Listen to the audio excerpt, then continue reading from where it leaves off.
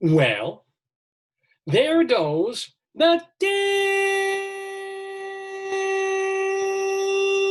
Good morning, everybody, and welcome live on this final November. What? No, God forbid.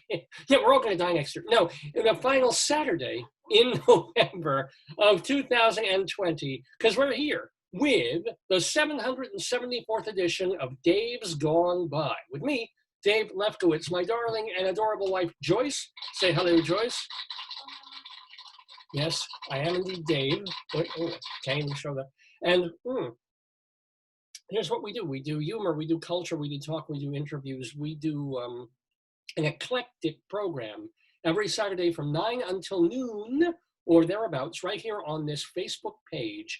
So tell everybody, this is literally happening right now, unless you're watching this later. But we're here on this November 28th, and it's going to be a very, very cool. I know every host says this about every show since time immemorial, but I think it's going to be a very cool and very fun show, because check out what we have for you on this edition of Dave's Gone By. Well, Joyce, first of all, needs a pen. I need the list of names. Yeah, you got to write them. Oh, yeah. Hold on, I've got to write down a couple of things for Joyce. What? Sorry? While I'm saying it. And also, I don't have a piece of paper here. Hold on, folks. I'll be right there. Okay. So the name of this program, Dave's Gone By, yes, but the title of this episode of Dave's Gone By is, and I could have gone so many ways with this. I could have, because I like to have a title that puns on the name of the guest, right? So when we had, let's say, Chuck Cleaver on from the band Wussy, I might have said, make a joke on Leave It to Beaver or something like that, or Clever Cleaver, or I think we actually punned on Wussy instead. But you know what I'm saying? Or like Me, when Charles L. Me was here, the playwright, we called the episode Me Too, or something like that. So I like to pun on the guests' names, right? Well, here's the deal. The guest today in the Daverhood, coming up at about 10 o'clock, is a singer, longtime veteran singer, multi-awarded, sold millions, literally millions and millions of records. I believe he's in the Grammy Hall of Fame. I'm not even quite sure about that. I have the notes on that somewhere in my notes. But he is absolutely a member of the Grammy Hall of Fame. Anyway, his name is B.J. Thomas, which was Billy Joe, I believe was the actual name, but he went under the name B.J. Thomas. How do you know him? Well, Raindrops Keep Falling on My Head. You heard it in the movie. It was a big, big hit song on the radio. And a lot of people think, one-hit wonder, B.J. Thomas, that's all he ever did. No, he did bunches of other songs, including Hooked on a Feeling, maybe not the one you're most familiar with, but the one that influenced the one you're most familiar with. A song they used to play on country radio all the time when my dad used to listen to it back in like the 70s. Hey, won't you play another Somebody Done Somebody Wrong song? I mean, this is the list goes on. There's a Hank Williams cover that he was known for doing. B.J. Thomas, right? So very, very famous and popular in pop circles in the 70s, moved into more of the country realm and the gospel realm in the 80s, 90s, and he's still performing, still making some music, still doing stuff. As a matter of fact, he's got a brand out now. He's made a deal with some candle maker. So I'm not joking, there's a line of scented candles now that are based on names of his best known songs, like, the Raindrops Falling scented candle, which smells like, acid rain or something. I have to admit, I'm not a scented candle man. I don't like smells. Smells are not my thing. I don't want. Hold on. Well, what, dear? That's my wife on the sound effects there, but it's true. I hate perfume. I hate cologne. I don't want to smell like anything. Certainly, cigarette smoke and pipes. Well, pipe isn't bad, or cigar smoke, but certainly mostly smoking smells. I don't want to smell fruity things. I'm just like, ugh. There's only a few smells in the whole world that I actually really, really like, right? I mean, again, if I don't like perfume and cologne, so if I'm dating someone, going out with people, let them smell clean.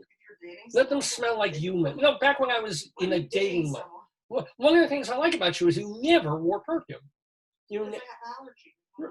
Fine, for whatever reason. If you didn't have allergies, maybe you douse yourself with, you know, Chanel #2 or something like that. I think the body is the body has its own now a stank body fragrance, a body fragrance where you haven't showered for 2 weeks, that I don't like either. But as long as you're clean, you use a decent soap, a hyperallergenic thing, and a shampoo that isn't too obnoxious, great, fantastic.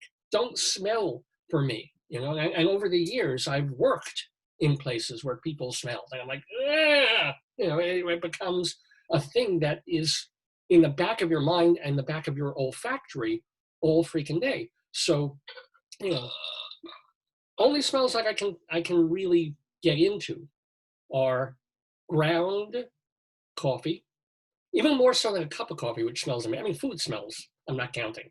Food smells I love, but oh my God. I think I've told this story before. When I was going to school at NYU in Greenwich Village, and I would walk down Bleecker towards or away from the school, and I was either going to the bottom line or shopping or just going to class, and halfway down the block, I knew that there was a store there called Puerto Rico Importing Company. It wasn't even Puerto Rico, like in the song. It was Puerto Rico Importing Company. And you knew it was there on the block, because as you started the block, the smell would start to hit you. And what this place was, and it still exists, except they moved it to some other neighborhood or some other block. But you would go in there because you couldn't help yourself but go in there. You're vibrating. Oh, I'm hitting this thing. Yeah, sorry. You would go into this store, and you would just see sacks, oral sacks, anal sacks. No, you would see big friggin' sacks of coffee beans, and from all over the Kenya, Brazil, the Amazon, Newark, New Jersey, and all the different kinds, like hazelnut and the chocolate beans and vanilla, and oh my God. And of course, in the front, they would ground the coffee for you. So you could either take home some beans and grind them yourself, or they had grinders there. So if you bought a pound of coffee for like $8.99, you get a pound of fresh, coffee beans. Right. And the process of having those bags out there. No, are you going to share that candle thing from bro? So having those bags open and around everywhere, and them grinding beans, not even making cups of coffee to drink, literally just grinding beans for people. Oh, the smell of that. If they had put a mattress up there, I would have moved out of my apartment on Carmine Street and just lived among the smell of fresh ground, not even they're roasted, but roasted ground coffee beans. That's a smell I can deal with. Move your chair, and it's your chair. Something's banging. I think it's going against the wall. That's it. So that's the one smell I can deal with. All of this is apropos of saying that scented candles, not so much. Airwicks, God, the radio station I used to work at. And radio stations are like this because they're just one step above locker rooms in terms of the people who are there and who sit there, let's say from a shift from 1 o'clock in the morning until 6 a.m. and then all day. The place is never fumigated. Half the time they don't have a decent ventilation or window. So people get the funk on them. And it's good. My wife has been incessantly watching Girlfriends, so I've been talking black more and more and more. So I'm like, the stank, the funk. That's not talking black, that's talking about how white writers perceive black people. Well, I don't know. I assume that show, aside from its producer, Kelsey Grammer, who's about as white as you can get. But then they put this sitcom, this old sitcom called Girlfriends on Netflix. So we've been watching it, and it's just like, some of it seeps into you and the talk of it. So I'm talking about the stank and the funk. And if you're in a radio station, especially one of these old school ones, there's carpet, there's things baffling the the sound, and smell clings to stuff. Oh God. And you can go in there and you know who was there 14 hours ago in that room, because you're just like, oh yeah. 'Cause, and DJs are just not necessarily known for their hygiene. Do you think because they're working long hours? They're working long hours. They're sitting there. If it's not a well-ventilated room, it's very often too warm. So what happens when it's warm and you know, I can shower, and if I don't put on deodorant and it's a warm day, later that afternoon, I can go to my pit. Not that you all need to know this, but I can go to my pit and be like, oh man, I showered. It's the most depressing thing in the world. I'm like, I took a great shower. I used some serious soap under these things here, and still, yeah, I've been sitting somewhere and working, and it's too warm in the room. It's in the 70s in the room instead of the high 60s or maybe 70 degrees. I'll be like, oh god damn, what happened? Why did I even bother showering? If men didn't smell, we would shower once every 3 or 4 weeks. The only reason we bother to do it once or twice or 3 times a week, I know some men shower daily, but the only reason we bother to do that is because, if we don't, you know, we're going to smell like a radio station. So I remember radio station I worked at, the manager there, the programming director, bought these little Glade Airwicky things. And so now you had a room that smelled like human funk combined with, you know, pine. Well, that's more for a car. Well, it was the lavender one, or bergamot, whatever the hell that is. I don't think they were splurging for the high-end one. No, that's right. They didn't get Glade. The radio station was so cheap, they bought like Glode. It was the off-brand, you know, Airwack. This is what they plugged in.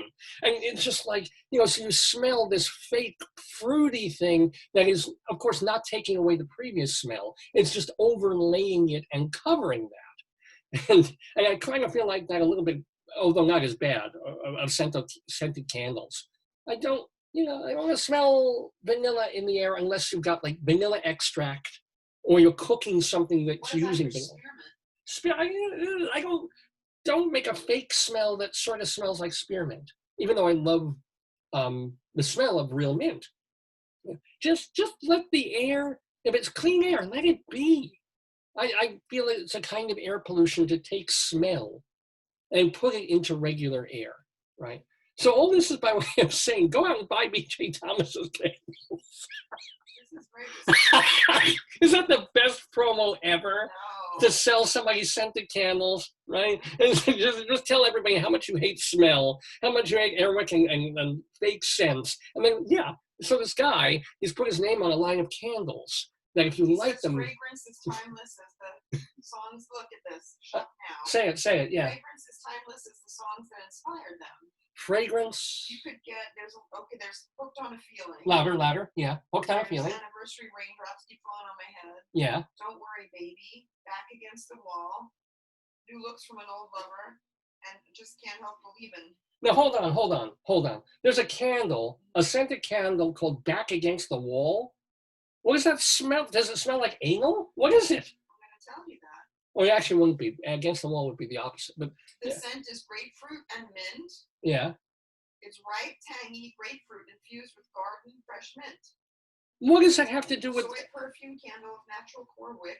Oh yeah. Collectible custom vessel gift box. Uh-huh. Matches and the candles ready to enjoy. Yeah, they are. You even get a pack of matches with your candle, with the letters BJ on them. I'm the DJ. It's $32, which isn't bad considering.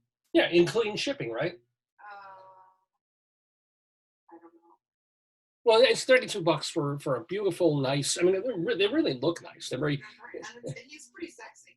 Yeah. Oh, known as a very, very good-looking guy, still is, and I do believe he's into his 70s at this point. By the way, I am talking again about B.J. Thomas, who's going to be the. if he doesn't choose to call up and sue me for talking about bad smells, but B.J. Thomas, and all of this started with me just talking about titling the show. So if I'm going to think of a title that puns on his name, I'm not talking about just like undoubting Thomas. I'm thinking, well, what do I call this episode if I want to pun on BJ? You know where this mind goes. You know, even though every fiber of my being says that if I title it the wrong way, I will be blocked by Facebook, YouTube, and the CIA will come after me. But still, I can't not. I can't help it. I have to do it. And yet, I was good. And yet, I did not make the first 14 puns that came into my head. The shipping is not free. Oh my God, how much is shipping for these things? Minimum of $14 for 2. Well, so it's like $40 for the candles plus $14 for shipping? Well, it's 64 because I put 2 candles in. Oh my God, worth every penny. Absolutely. If you love BJ Thomas, if you love giving you a coupon for the candles for listeners. Oh, hell yeah. Right? That would have been good. Didn't even think about that. Didn't even, he certainly doesn't need the money. I mean, the man has sold millions of records over the years, but if you want to send him a little bit more money and brighten up your holidays, and you want some beautiful candle. That is a wedding song or like a favorite song, that would be really nice. Yeah. I don't know. I mean, the other thing that BJ Thomas is doing is that if you go to his Facebook page and his website, he's got a garage, I guess, or a basement full of his stuff.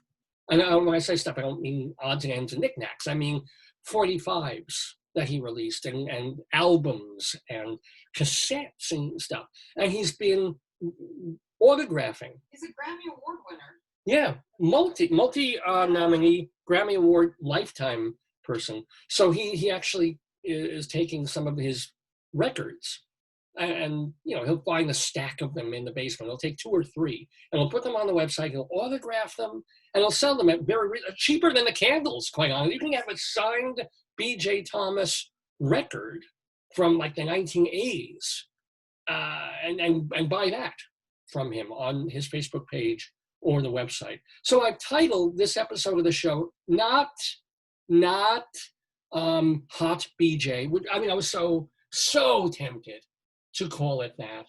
I mean, think about that, right? What else do all the other things that came into mind. Say hi to Fred. Oh, hello, Fred. And no, I was absolutely a good boy. And I called this one, quite appropriately, BJ and the DJ. Get it? Because he's BJ Thomas.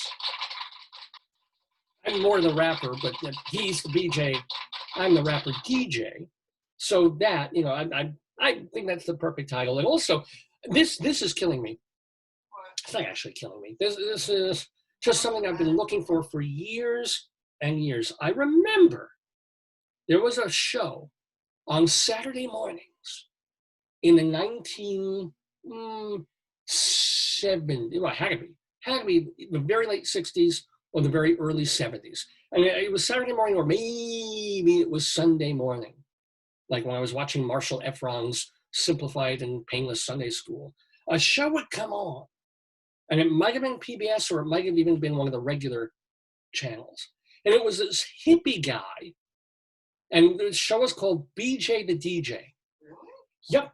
Yep, BJ the DJ. And I remember the opening credits. It was BJ the DJ, and he'd be cycling along on his bicycle with the long hair and the hippie look. And his name was BJ Vibes, because he had good vibes and he was vibing. I don't remember anything else about the show.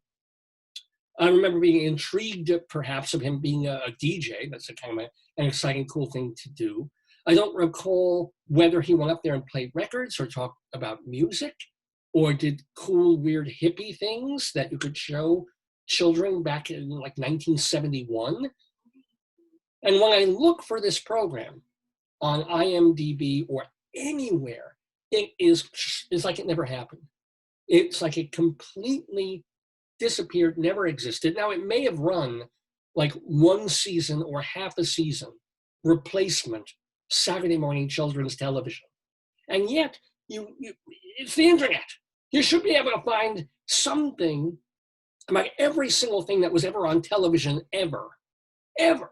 And yet this thing completely, so if anybody knows anything, if anybody remembers anything about this show that I remember 5 seconds of very clearly, BJ the DJ, BJ vibes. Please write to me. Please let me know that I'm not crazy. You can't let me know that I'm not crazy because obviously I'm crazy, but let me know that this actually happened, that you remember it, that, oh my God, yeah, I remember there was this dude on a bicycle and he would go out and staple squirrels to a tree or something. He would, on the show, he would talk with a group of little children, and at the very end of the episode, he'd scalp one of them, something. BJ the DJ. I don't know, what year was this, babe? It would have been 69, 70, 71, maybe all the way up to 72, 73. I don't think, maybe it was DJ the DJ? I don't think so. It was BJ the DJ. Probably not DJ. DJ the DJ. Try DJ the DJ. Maybe I should have looked under DJ the DJ, but I don't think so. See, Joyce is looking. Joyce is Googling for a program called DJ the DJ or BJ the DJ. You came up with Brazilian Jiu-Jitsu. No, I don't think he did that on Saturday morning. Would have been interesting if he did, but oh well. Anyway, but this show is not BJ the DJ. This episode. BJ the DJ, an animated sitcom? No, how old is that? That wasn't it. No, I don't know. I don't know, honey. No, there's nothing on it. Nothing on it. But we are BJ Thomas and the DJ Me on this episode of The Dave's Gone By. Facebookio, Podcastio, Programmio, the stream. BJ the DJ, yeah. What? Where? Here, watch here. Don't close my watch party though, okay? No, I'm not going to do anything. I can't really even show it on the. Okay. What do they say about it? What's the information? It's in the ad. I don't know. This is so exciting to me. Okay. In all the wrong reasons. Joyce has found somehow in a way that I've not been able to on Wiki. Just don't touch the tabs for Facebook. No, this is not it. No? No. Okay. The one that's here, BJ the DJ, is a youth tragedy song. A genre near the end of its popularity at the time. It came out in like 1963. Made famous by country music star Stonewall Jackson, because we all remember him. This album rise again. It's the tale of a hard-living young disc jockey down near the Georgia line who was established as a friend of the singer. My God, the synopsis of the song is longer, I'm sure, than the song itself. One rainy morning, BJ loses control of his car when he misses a sharp curve, crashes into a ditch at, quote, 90 miles per hour, and he's killed. His fate at first remains unknown to his mother, although she immediately fears. This is full. When she hears the voice of a substitute disc jockey at Sign On. Those fears are confirmed when a policeman comes to her home to inform her that her son is dead. BJ the DJ, he's so dead. No, that was nothing to do with that. Great trying to find that, but no, that is not, thank God.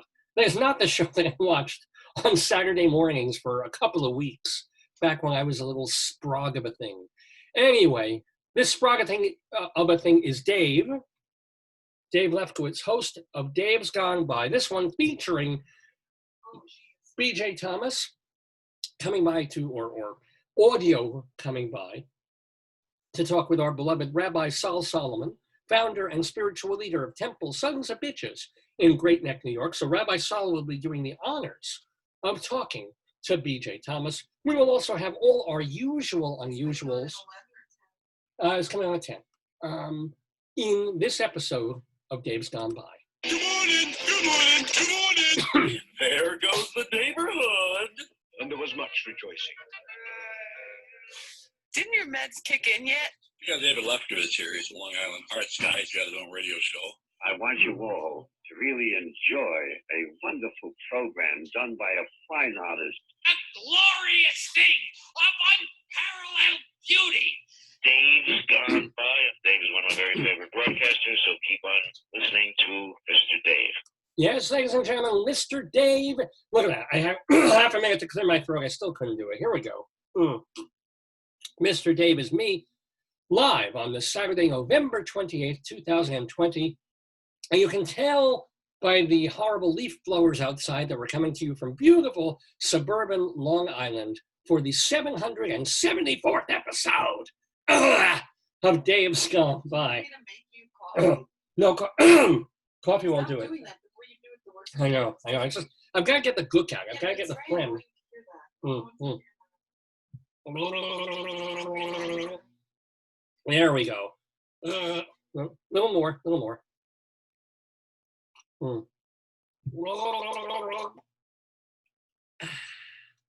Now I'm all set to do Dave's Gone By, which will also include our yesterday quiz. Frank said, is it called BJ and the Dirty Dragon Show?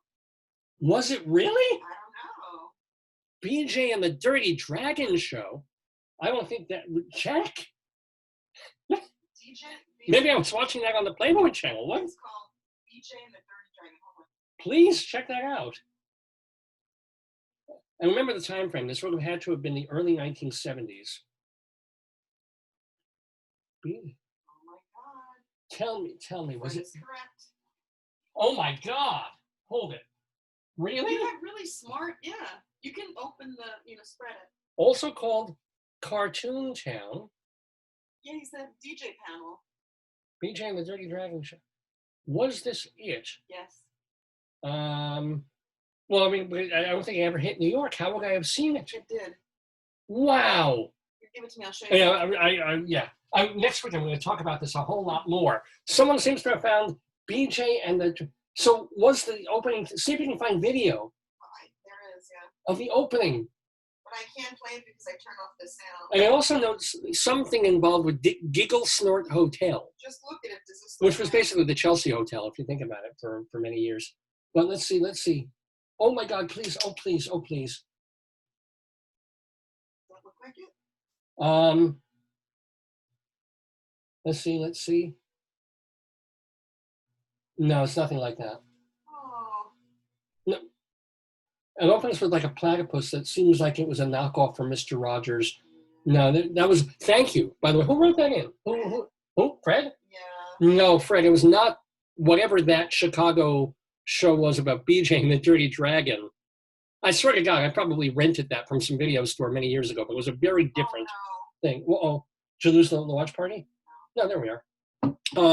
But if anybody else has any memories of because the opening was simply, it was like a hippie on his bicycle. And the theme song was BJ the DJ, not BJ the Dragon. There weren't, as I recall, any kind of puppets. It was kind of low budgety thing. Anyway, letting you know that our yesterday quiz, hoping it will feature our three panelists, Leslie Hoban Blake, David Sheward, and we're hoping he'll wake up in time, Richard Shore, to play against each other as they did last week. It was a very, very fun quiz, a trivia quiz that we do every week, based on things that happen in history on this date. So it'll all be questions based on November 28th, 100, 500 years ago, 10 years ago. Should be a lot of fun. It always is. Also, we'll have our Wretched Pun of Destiny and our Colorado Limerick of the Day. And even we'll go inside Broadway very briefly for some Broadway news. What else? Did I get them all? Oh, and of course, Greeley Crimes Old Times. But how did you like our non-Thanksgiving Thanksgiving? I liked it. You did? I did. What did you like about it? I would not celebrate Thanksgiving. Well, Thanksgiving's not Thanksgiving for everybody. Well, of course, for they're not called Native Americans anymore. First Nations, Indigenous peoples. It is not a happy holiday at all. I understand. I get that. You know, Americans and the crap that we were forced fed in school for so many years of the Pilgrims came, and then these scary Indians and their native ways were there. Hitting us with arrows, and then we civilized them, and we tamed them, and we put them into special places where they could be with each other on 1 square foot of land. And then we make America great. That's the line, right? That we all grew up feeling and somehow deep down believing. That's what you talk about Donald Trump. That's the belief system that he bought into hook, line, and sinker. That manifest destiny or American exceptionalism. We're supposed to be here. And the Indians were just kind of in our way, right? And so, yeah, we tried to be kind of nice to them. We gave them blankets, and they gave us, they kept us from dying, the Pilgrims and the Puritans from dying on these shores. And how do we repay them? Yeah, we give them a place to make fried bread and have big casinos. That's basically the deal. So it is not, just like anything else, is it Columbus Day, really the backstory is not so nice. Thanksgiving backstories, Christmas, which I do not believe in, of course, but Christmas, not really very, very nice. Birth of a guy who was tortured and murdered and betrayed. I mean, let's celebrate. He was born. He's going to die when he's 33 years old. He's going to have his limbs nailed to a piece of wood. He's going to hang there until basically his neck breaks and he suffocates after 3 long days in the hot sun. He was not up there whistling, always look on the bright side of life. This is the celebration of a horrible tragedy. Even Passover, man. I mean, Jews recognize that Passover was bad news for a whole other race of people. Passover was great. We stopped being slaves. Hooray. We got the hell out of Egypt and our masters and our overlords. Fine. Meanwhile, we march out of a country, depriving them of their really good workforce, and although not that Jews are really good with manual labor, of all the people that make slaves, but we get out of Egypt, right, and kill the firstborn sons of every Egyptian, according to the story, which is why you're getting so good with those sound effects. Which is why the Seder, we're supposed to pour like a drop of wine or dip, one little drop of wine out of our full glass, because we're supposed to feel sorrow and not feel so much joy because our enemy really, really suffered in our leaving Egypt and our getting the heck out and proving that, hey, yeah, God is looking after us, right? So I can barely think of a holiday, even Purim, happiest holiday on the Jewish calendar, Purim. The Jews were saved from murder and extinction by this bad guy in King Haman's court, or King Ahasuerus's court. So what happens? In order to have that happen, Haman has to die. He's hung. He's strung up. There's no moment in Purim where we're kind of dying yay, yay, yay. Oh, Haman. We do that for Passover. We don't quite do that for this one guy that gets hung. But think about it. Groundhog Day.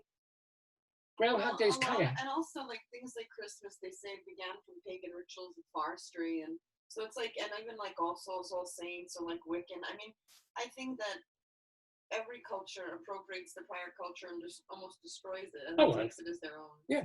So it's like being a second wife.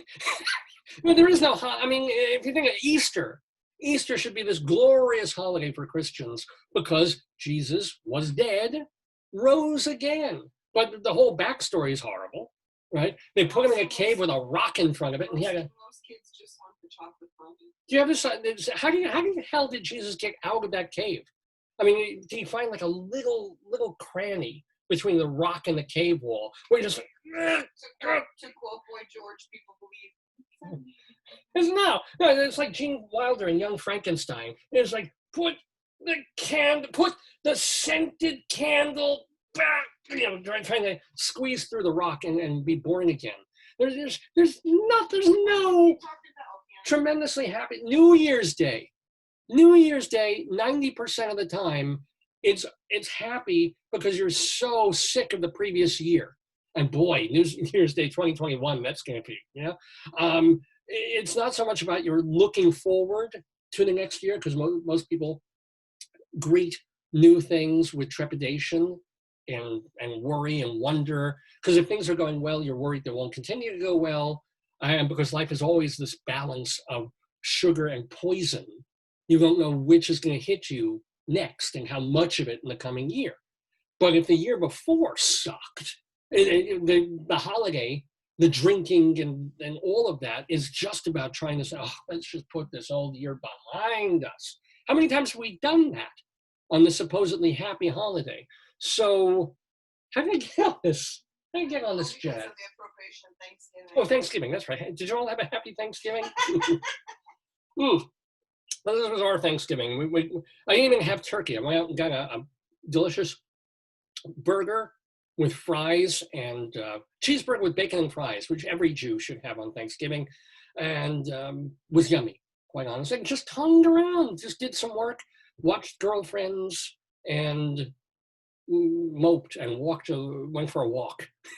This is saying, no people, no humans.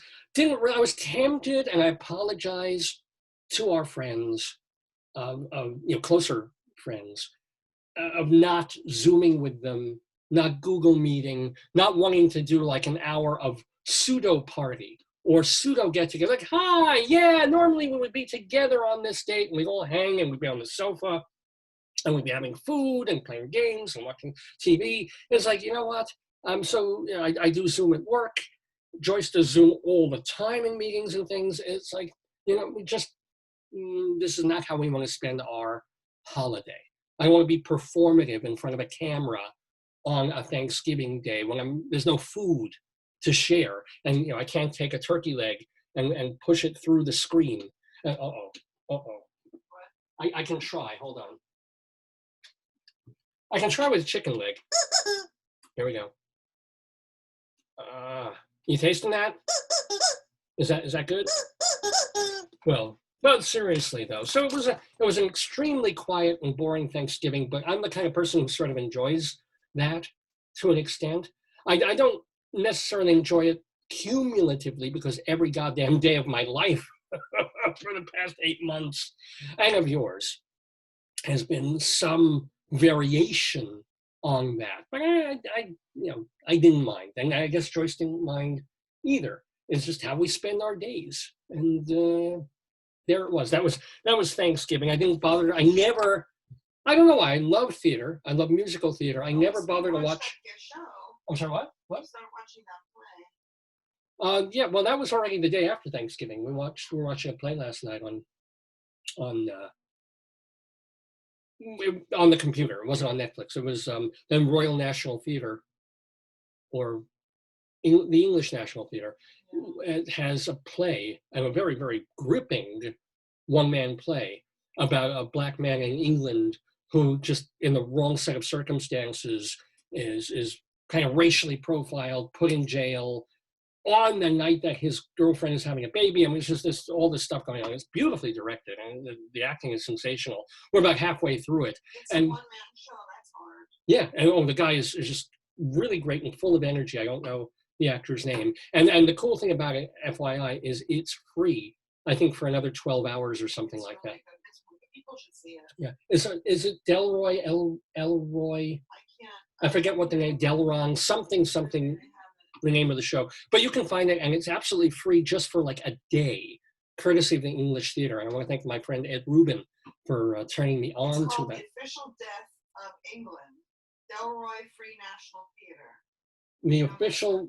No, it's called... Wait. It says Official Death of England. It said Watch Clint Dyer and Roy Williams' Death of England. Delroy, an urgent timely solo work performed with firecracker energy. Yeah.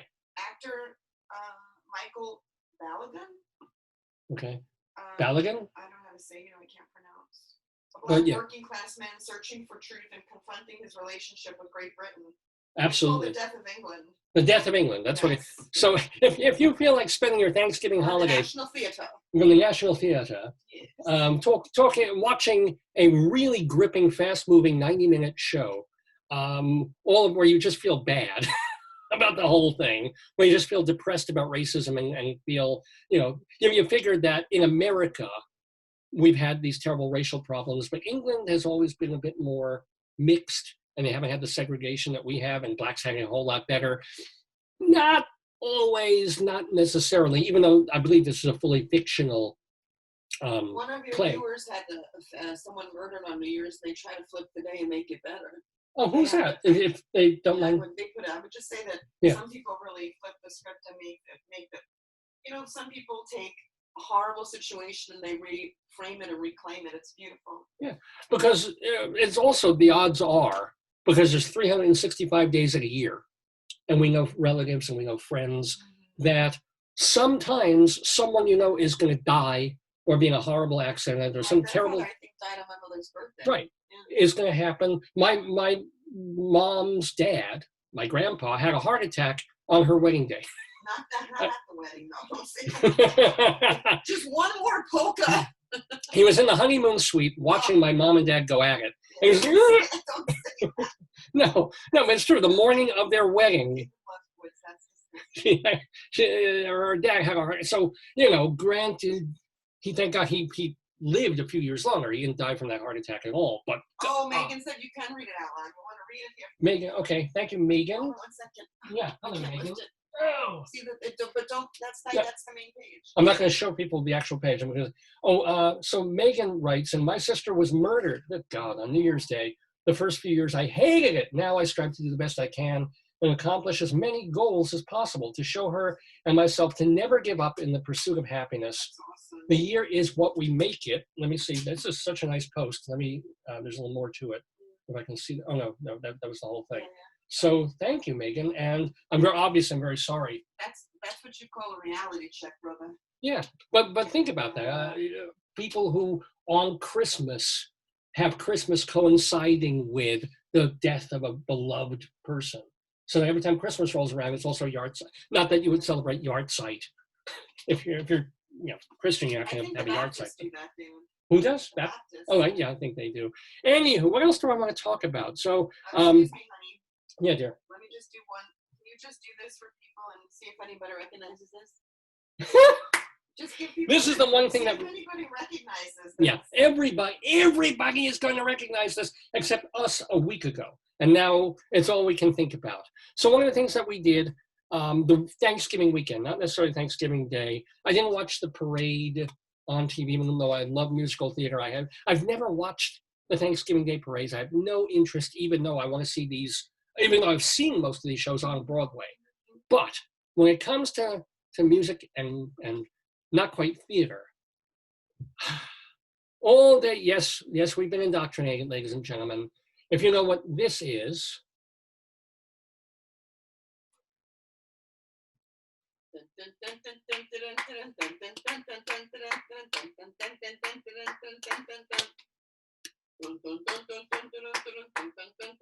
yeah. If you know, if you hear what Joyce is doing, if you know, I don't know how we managed to avoid this. This video on YouTube, most watched video of all time, literally 7.3 billion views. And neither Joyce nor I had any idea about it until it came up a day ago when we were searching for something else.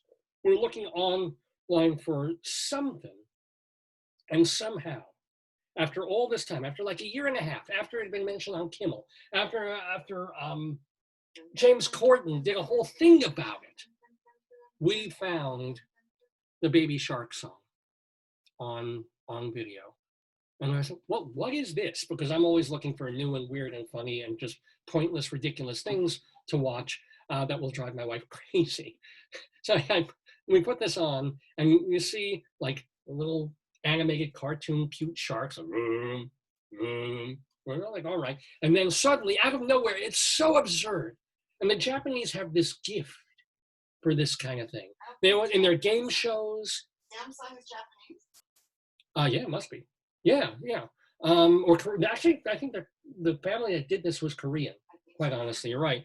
But let's just blanket racist and call them all Asians. All Asians have this thing of this magnificent absurdity of the things they do. And so you see these animated sharks, and then out of nowhere, this Eurasian child is there with a big, ridiculous smile, going, "Baby shark, do do do do baby."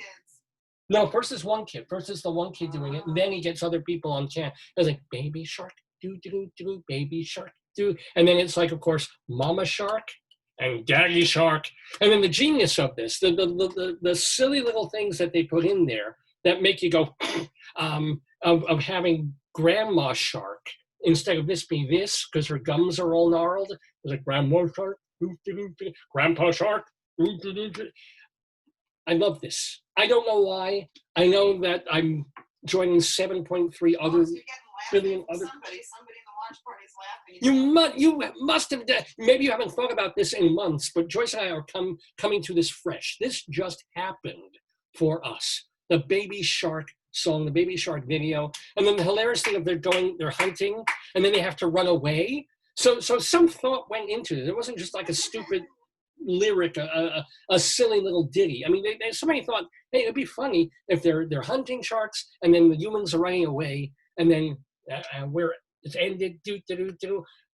Of course, insanely, ridiculously, stupidly catchy. The kind of song that if you had an enemy, I talked about this a week or two ago, and you could get them on an elevator stuck between floors overnight, and you just had that song playing on the sound system over and over and over. They would come out of the elevator completely Stockholm, completely in your power.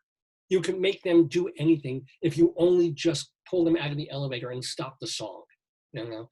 Because no matter what, and this happened to us yesterday. We stopped watching the video, and we wanted to do other things. Joyce wanted to edit the book she's working on.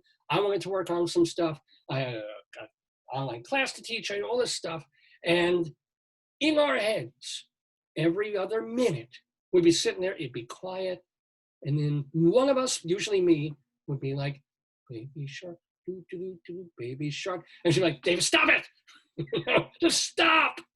And I'm okay. And then we went for a walk at one point, and she wouldn't stop. We're walking around the block just to get some air. And she says rainbow shark, dude, and I had to do the doobie-doo. We harmonized. It was. Do you want to harmonize? Do you want to do that? No. Really? No. Now you don't want to do the harmonies. It was so nice because I went I went up, she went down, which was a fun night. But just kidding. So anyway, we are now part of the Baby Sharkopolis that will one day take over because you know, at some point that will be a movie, and then it will be a Broadway show. They're going to craft, the woman who did Lion King, Julie Taymor, will get the green light to make some kind of Broadway musical, when Broadway musicals are back, about Baby Shark. Grandma, this family of sharks, and then humans move in next doors, kind of like the Addams Family, and they're scaring the Addams Family. They run away, but they come back and they all make nice.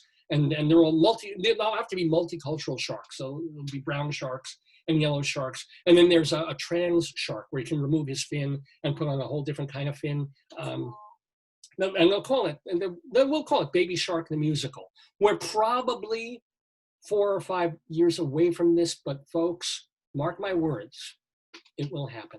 Anyway, that's what's happening on Dave's Gone By. Oh, speaking of which, speaking of what? Somebody, Megan said you can't unhear the song. She's trying to unhear it. Yes! It's one of those things you cannot, once it's in your, and now I apologize to all my viewers and listeners right now.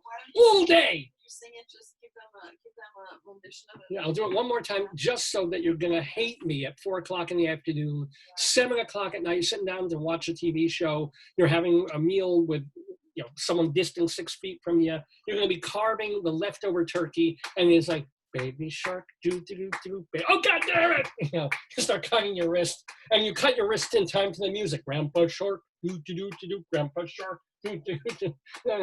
People, you get so crazy by 10 o'clock at night, you've gone into the attic, the noose is up there, right? You got the chair, you kick it over, and your legs are going, baby shark, baby shark, baby.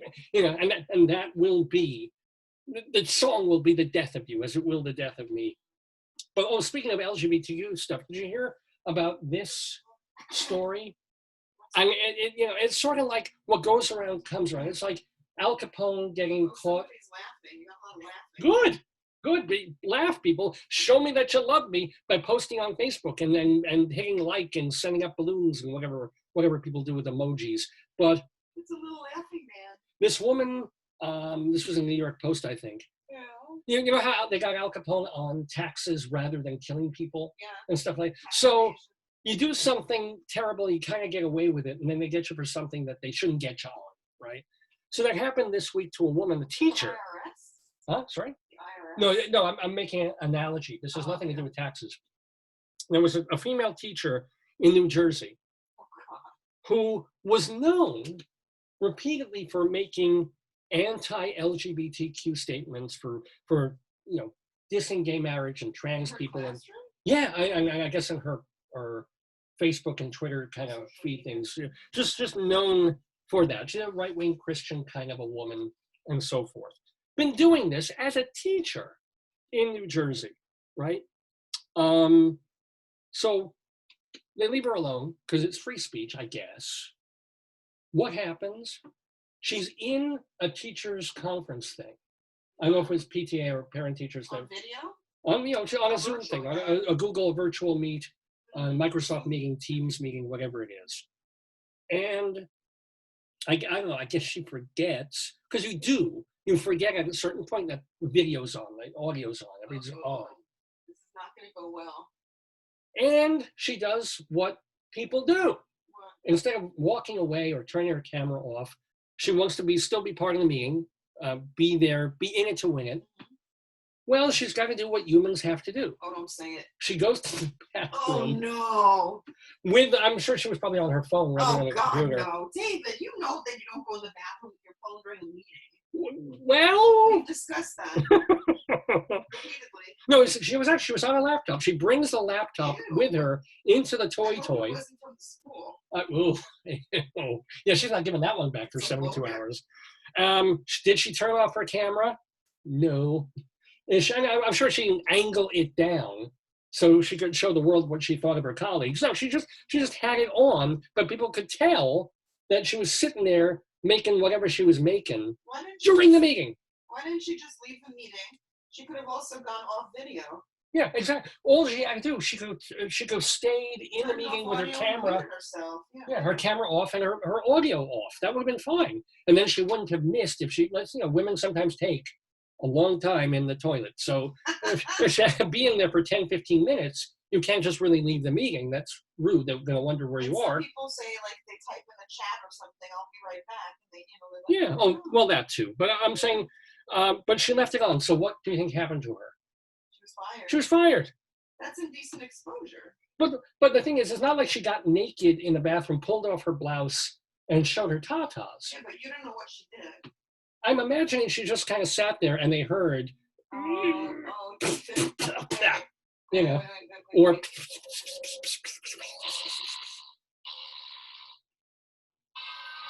but my guess is they were looking for an excuse to get rid of her. Yeah. Because I made a legitimately honest mistake like that. And just brought it, and it wasn't even like she was teaching a class. She was in a meeting Who? of a grown-up, a teacher. Oh, okay. You know, that's a mistake. It's a thing. She didn't show anything. Yeah, but, you know, it's like they say, if people like you, you can do no wrong. If people dislike you, Yeah. everything you do is wrong. And like, if you want to bring her up on charges of teaching kids something bad or being not representative of what the school district wants from its people, of disliking and rejecting trans and gay people and lesbians and whatever. But don't they have, like, so I teach, you teach, Yeah. you have a code, an ethical code that says this is what your stuff is. Like, I'm sure they had some kind of rules about what she could say and not say. When I teach, in my contract, I had a writer put in that says, if I need to be on the toilet, deal with it. David, but that would be every 5 minutes. It's true. Yeah. No, but you know, if I'm sitting there and I'm like, okay, let's if I'm teaching an English class and so this is the grammatical construction of the difference between a semicolon and a colon. Oh, speaking of colons. But somebody said you know that you're close to somebody, they can do when you're talking to them. Yeah. Well, I mean, that's true. I don't know if I want to tell this story on the air, but I kind of knew we had already been too close. Well, it's not a terrible story. It's just like, I remember we were still dating and we went away for like a nice romantic weekend. Yeah, right. It's one of these romantic. Yeah, we did. It was not romantic. It was cheesy and cheap. Yeah, that's the word. But no, it was one of these like summer fun in the Poconos kind of places because basically we've been dating for a few weeks and we were all over each other. We wanted a place to be all over each other. And I just remember I was in the bathroom doing what a guy, does when he's sitting on, and you just kind of walked in. And I was like, and you're like, what? I'm like, and you're like, what? And that was it. That was any last vestiges David, of mystery. I worked in an OR and ER, and I saw things come out of people. It did not surprise me. Yeah. No, but I had an alien coming out of me at that point. It was actually coming both out of my ass and my stomach. It was Aliens 4. Ridley Scott wouldn't even go there. No, I was fine. I was just in the bathroom doing a thing. Then why didn't you lock the door?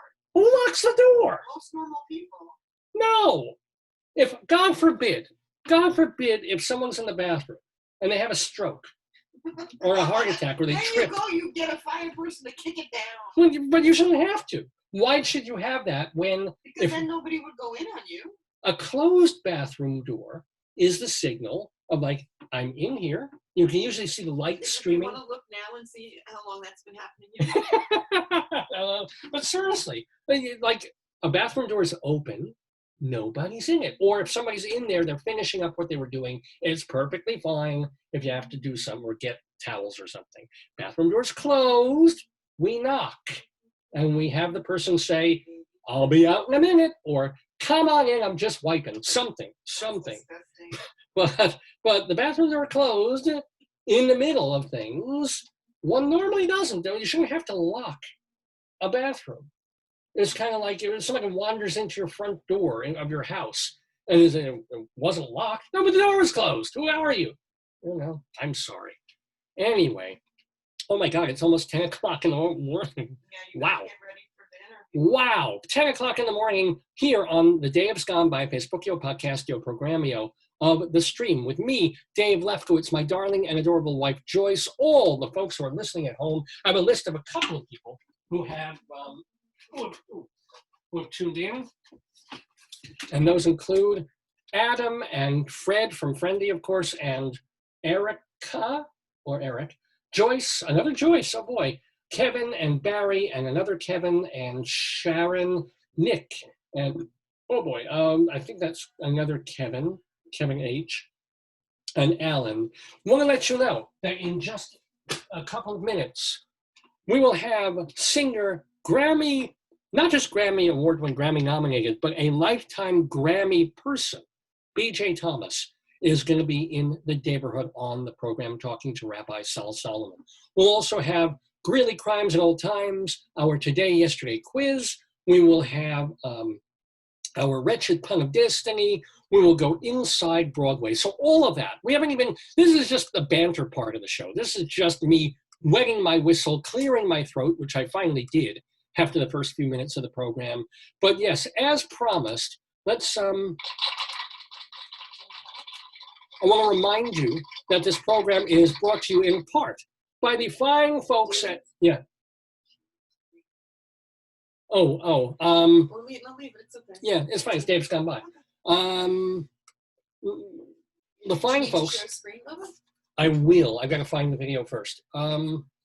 The fine folks at Hewlett Minuteman Press, the copy kings of Broadway in Hewlett, Long Island. So Minuteman's been around, this particular franchise, right in the heart of Hewlett for about, 40 years now, since the mid-1970s. The Torong family has owned and operated this franchise of Minuteman. And look at all the stuff that they do. So we got B.J. Thomas on the program coming up in just a moment or two. Check this out. Look at all the things that Minuteman does just with the letter B. Sorry? You can do it virtually. Yeah, well, you can go to their website, which is HewlettMinuteman.com. HewlettMinuteman.com. But here, under just the letter B, B for BJ, we've got badges, bags, balloons, banners, bindery, birth announcements, blind embossing, I wouldn't necessarily let a blind person near an embossing machine, but they do it. Booklets, bookmarks, brochures, bulletins, bumper stickers, business announcements, business card holders, business cards, and business forms, as well as buttons. And if you want to see the stuff they do with the letter J, journals, which is one of their specialties. Ladies and gentlemen, Hewlett Minuteman Press, they also do silk screening. They can do a calendar for your company. They can put your logo on everything from balloons and banners to sporting equipment to clothing to pen and pencil sets. And it's going to help promote your business. Hewlett Minuteman Press can help. So give them a call, 516-569-5577, area code 516-569-5577. And remember, if you tell them Dave sent you from Dave's Gone By, you will get 10% off any order. Wow. What's that, babe? Thumbs up. You got laughing. You got everything. Well, thank you. 10% off if you call 516-569-5577 for any job. It can be like one-sided black and white copies, like this, or double-sided color copies, special paper, long, I mean, that's just the copies. For everything they do, 10% off if you mention Dave's Gone By. 516-569-5577, Hewlett Minuteman Press. They are the copy kings. Well, I feel like king of the universe when I do this program, Dave's Gone By. It's our 774th edition. By the way, got to do some thank yous. Thank you so much to our great friend back in Colorado, Tony, who knows that when we would spend Thanksgiving sometimes with her, and sometimes her daughter would also come in for the holiday back when we were in Colorado. She would prepare all this wonderful food and make hard-boiled eggs and this delicious meal. And for dessert, she would make homemade madeleines. And they're these kind of, they're interesting. What do they look like? They're sort of flying saucer-ish. I'll show you a picture of them.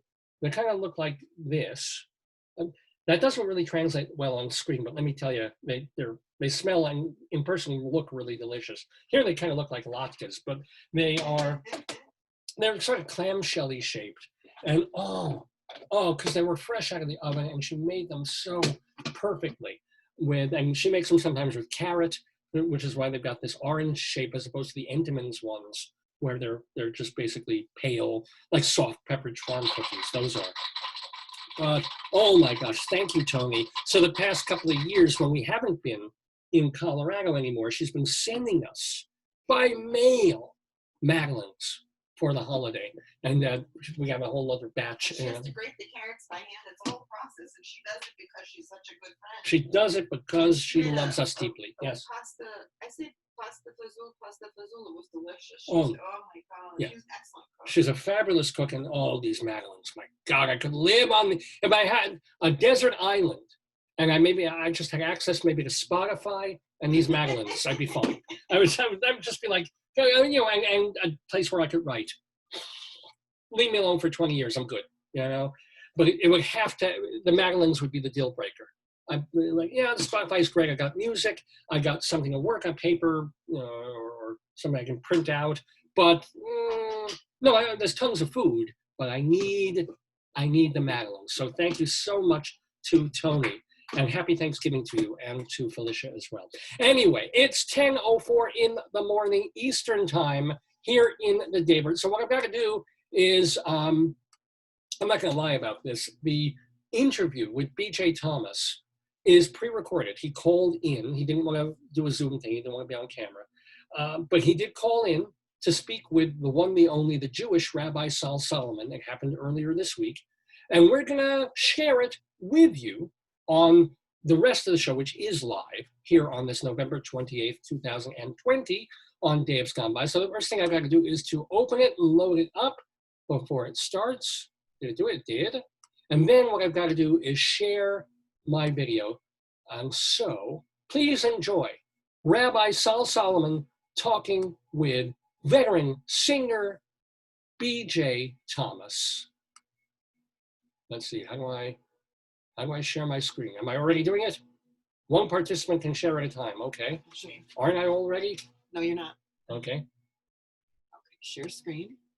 Oh, there I go. That one. Okay. And I'm not on camera. hit share. Yeah. And Play.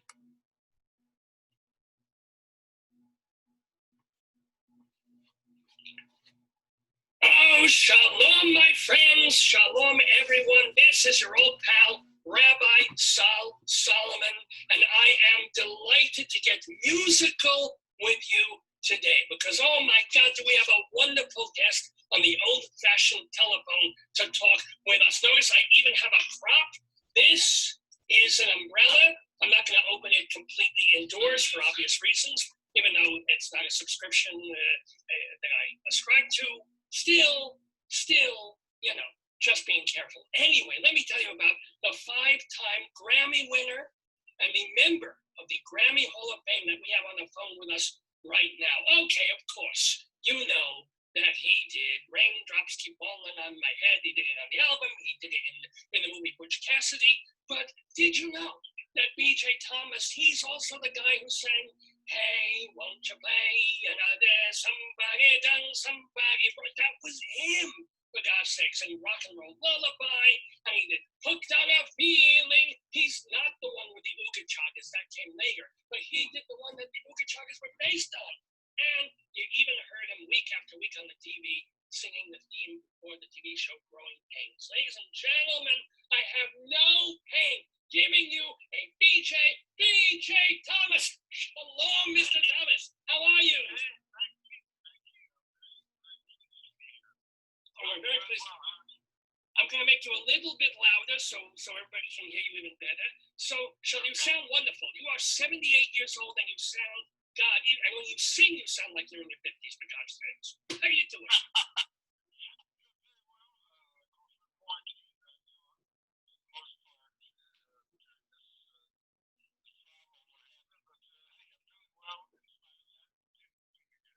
Well, how have you been? I mean, this is your life is music, your life is performing, and here you are for 9 months with probably a few more months to come of just having to do everything in the walls of your house. I mean, how do you manage day to day to get through that?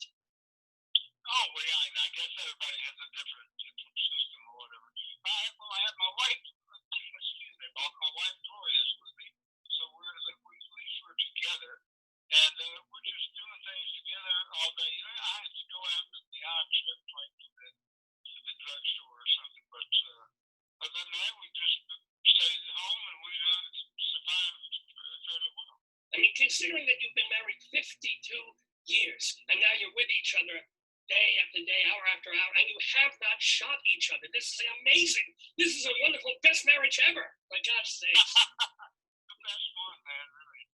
Mazel tov, mazel tov. And she kind of, many years ago, sort of saved your life in a way, because you let the lifestyle, the rock and roll thing, and the music thing kind of get to you, didn't you? Yeah, absolutely. I had certain, personal problems when I had my first hit record, but I had so many hits such a short time that when I started out, what I mean is the first hit to Raindrops, and it wasn't that easy to handle, but eventually I did get a handle on it.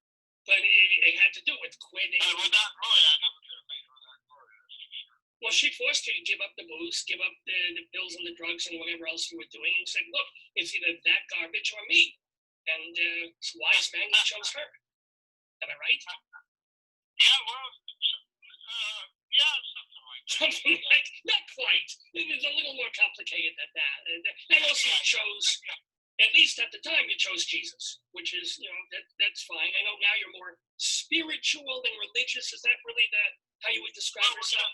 Just mainly to state the fact that we're not really religious, so we have respect for all religions, but we're not highly religious when we attend church really often.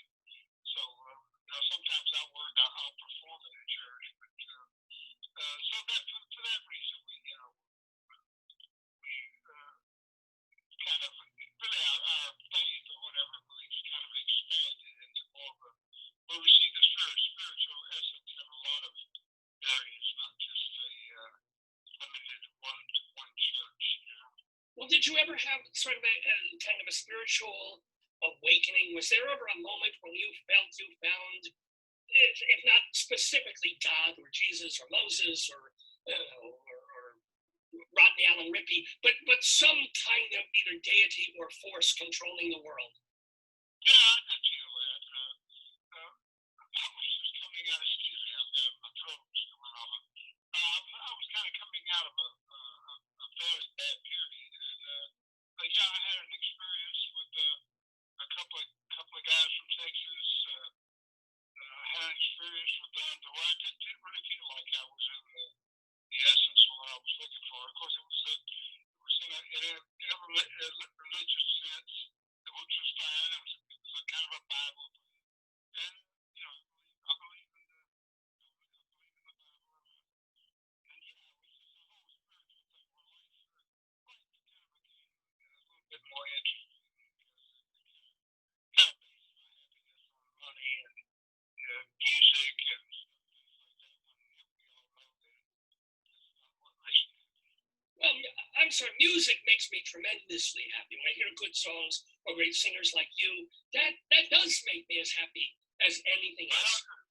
True, I can agree with. Yeah, I agree with that. Yeah. Well, speaking of music, let's roll it back a little bit. When did you realize that you didn't just have a cute, nice voice for a kid, or that you could maybe sing in a choir a little bit? When did you realize that, oh, I have a real talent? Well, you know, I had been in a band a while. We all got a band together when I was 15, and I had recognized earlier in life that I had a good singing voice when I was, 10, 11, 12. We were in a circumstance where we lived down the block from the church or across the street from the church, and so of course I was attracted to the church just because the kids were there and the music was great. I always thought the music, oh wow, this Southern gospel is really great. So, that's how I first got into it. And then, of course, that's when I knew I had something different about my voice. I could tell something was different. I was interpreting the songs a little differently. It was in the band that we formed for a few years before I really knew that, okay, this is what I'm going to do. And also in terms of your influences, this is amazing to me that at one point you actually went to see Hank Williams in concert. Do you remember that experience? What do you remember about seeing Hank in concert? Well, I saw we saw back when I was about 8 years old, my dad saw the Houston Coliseum.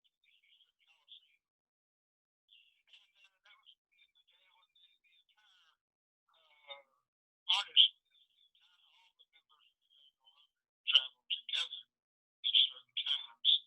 And Hank Williams was on the show along with Ernest Cowboy Copas and a lot of other people that I had heard about growing up. My dad loved country music, and so I saw Hank Williams sing that night. And I've been lucky over the years to, of course, see Elvis and see Frank Sinatra.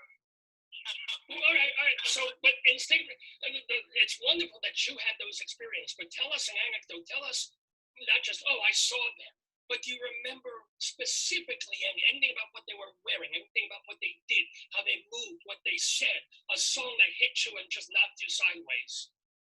Yeah, you're perfectly right. I went. It was like I was in school. I just naturally was that way. I was so interested in music and the entertainers. But yeah, I studied the way they walked out, how their clothes looked. I studied how they were, and most of them, Bobby Bland, Jackie Wilson. These are guys that I saw many times. And I just couldn't help but notice that the best ones were very professional, and I just knew that's what I was going to do. Now, did you tour or open for, or in some way do things with James Brown? Yeah, I did. My first gig on my first hit record out of Houston, he booked me out with James Brown, and he was a huge idol of mine. And so we went out with James and really studied him and saw how he did things and just saw how cool it was. And he was, for some reason, he really liked us. We were just totally amateur guys trying to play music, so we were obvious to him that when we weren't in his class, but he really liked us. He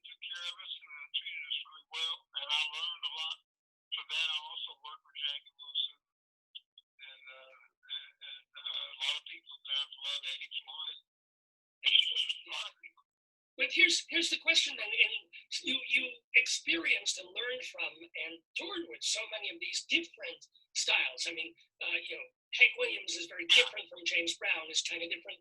Well, Jackie Wilson and Brown are a little closer, but did it take you a while to find your own personal style? I mean, so Elvis too. I mean, did it coalesce pretty quickly about, oh, this is how B.J. Thomas comes out on stage, sings, does his thing? Yeah.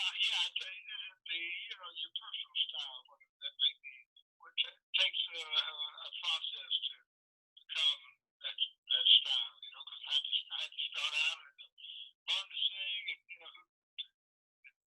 kind of do the music of these people I admired so much, and so that the complete style was there. I could feel it in church the way I would interpret this song and that song, and I was always going against what was written, and not melodically, but just the way I carried the tune. So I knew I had a proclivity to, something was going on there. So, and then that's what happened. My complete style formed, over the years. I think by the early '70s, I was pretty locked into my way.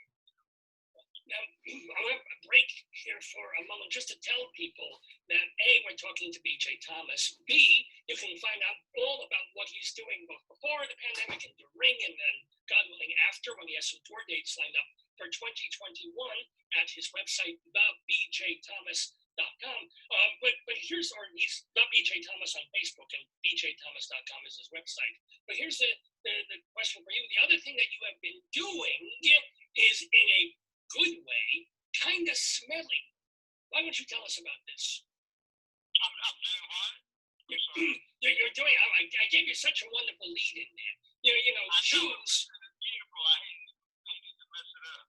No, I'll do it again. I'll do it differently. It's like Jews light candles once a week, and we light them on the holidays, and we even have when someone dies, we light candles, and the candles don't smell.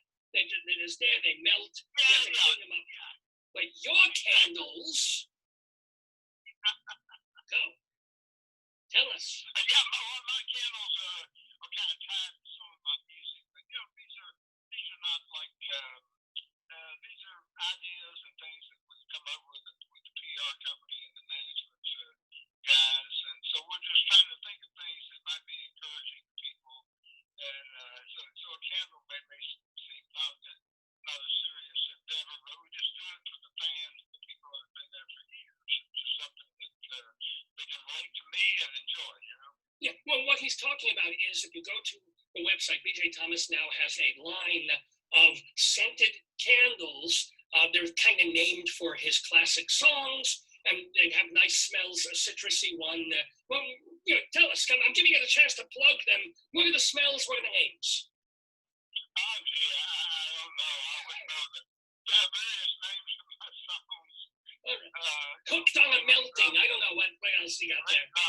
Among them. But, hey, I'm not real good at pitch, man. It's just something that you can find on my site there, and you might enjoy it.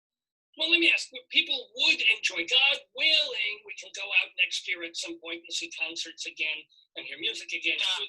So I hope so. I think the vaccine is coming along fairly well, and so we've got a good chance to get there.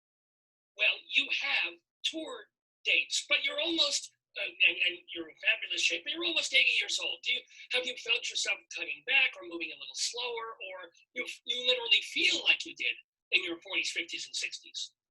Well, it's different. It's basically when you get in your 70s, there's no faking. I mean, you are 70-something years old. So the 70s kind of it may slow you down. I don't really notice that much. I know I don't work as much as I did in the earlier years because I just can't get beat up that bad anymore. But I still work 50, 60 days a year when I have a chance to, and that takes up most of my time anyway. So yeah, I feel good about it. Love to do it. That's wonderful. And of course, are you going to be releasing new music because you're home and I'm sure you have a studio somewhere in there? Yeah. Yeah, I'm going into the studio in Muscle Shoals, Alabama. As soon as I had it scheduled for July, with Dan Penn, the Hall of Fame songwriter, and Billy Lawson, another great writer, and we're going in to do some new stuff at Wishbone Studio in Muscle Shoals, Alabama, and can't wait. Can you describe, like, when you hear, because you don't write your own songs generally, other people write for you. Can you tell what is it that makes a song right for you that someone else writes? And then you kind of know, I'll put that on the album. That one's also a good song, but it's not for me. Yeah. I go with the judgment there. Sometimes you just like the song and you just love it, but it's so much better than anyone else likes it. And I think that's been one of my shortcomings. I haven't been as prolific as songwriters as I should have been. But I had the pleasure to work with some of the great songwriters of my time. Burt Bacharach and Hal David, Nan and Wyle, Mark James, various people who were great writers. And a lot of the times, especially when we recorded together, we would hang out together for a few days, talk about what kind of songs, and they would see what was going on just as a group. They would write these songs that they thought would be tailored to me. So that was my best situation. But I've been very fortunate. I've worked with some really great writers. And in a personal way, or have a feeling or an emotion that connects to the song, that really helps me want to record that song. Well, let me ask you, certainly the movie studio didn't realize that Raindrops Falling on My would be, the director must have realized it, and it became this huge hit thanks to Butch Cassidy, but studio didn't necessarily know that it would fit. When you recorded that song, did it feel like hit, or did it feel like, nice album cut? Yeah, when I started working on it was the movie version, which was done a little different than the number one single version. It just had banjo on it or something. It was very simple. And I think Bert was probably singing. And that was one of the good things about it is when I learned the melody, I didn't try to do my style or do whatever. I knew that the best way to do the song was to stay as close to what Mr. Bacharach composed as possible. But when we first did it, I knew that I had great feelings, positive feelings about it because it was in a great movie, a great Western movie. It starred, Paul Newman. It was a great movie from the get-go. So I was going, oh man, it got some bad reviews and things. And I thought, oh, come on. And finally it kicked in and it sold like you wouldn't believe for about 3 years. One of those songs that you have a singing career and you just hope you have a song like that. And it was just a beautiful thing. And that gets you through having to sing it in every single concert, every single time, have to sing a line when you're doing a jingle on a station. There's like, something in your head says, no, not again. But the other part kicks in and says, no, this bought me my house and the car and the horse and the yacht and the airplane. Yeah, I think I'll sing it, Oh, absolutely. Yeah, exactly. That's how you feel about it. I've never gotten, tired of it or irritated by it. I have such good memories tied to it that I never really understood the concept where people had bad feelings about certain songs and they stopped doing them. But I've known guys who have done that and girls. But I have great feelings about Raindrops. It never bothers me. I always feel kind of privileged when I get to do it. Well, let me ask you, what are one or two songs in your canon, because you've released a lot of albums over the years, that you think are as good as, or even better than Raindrops, that you wish millions of people had gone out and bought also? Are there special songs to you that people don't know nearly as well? Yeah, when you're being successful, I think in this business, you're close to a lot of things that you miss. I mean, you'll miss this, but you'll get the next two things or whatever. So there have been songs I've been very, very close to. You were always on my mind, and various songs down through the years that I had an opportunity to record. A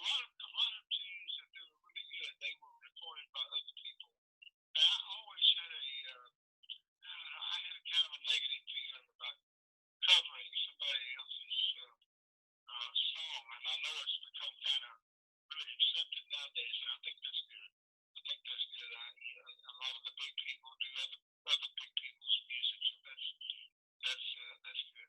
Do you have a favorite song of all time? Not one of yours, but just a favorite song that you will always listen to. You pull out on the iTunes, the Spotify, the 8-track player, whatever it is.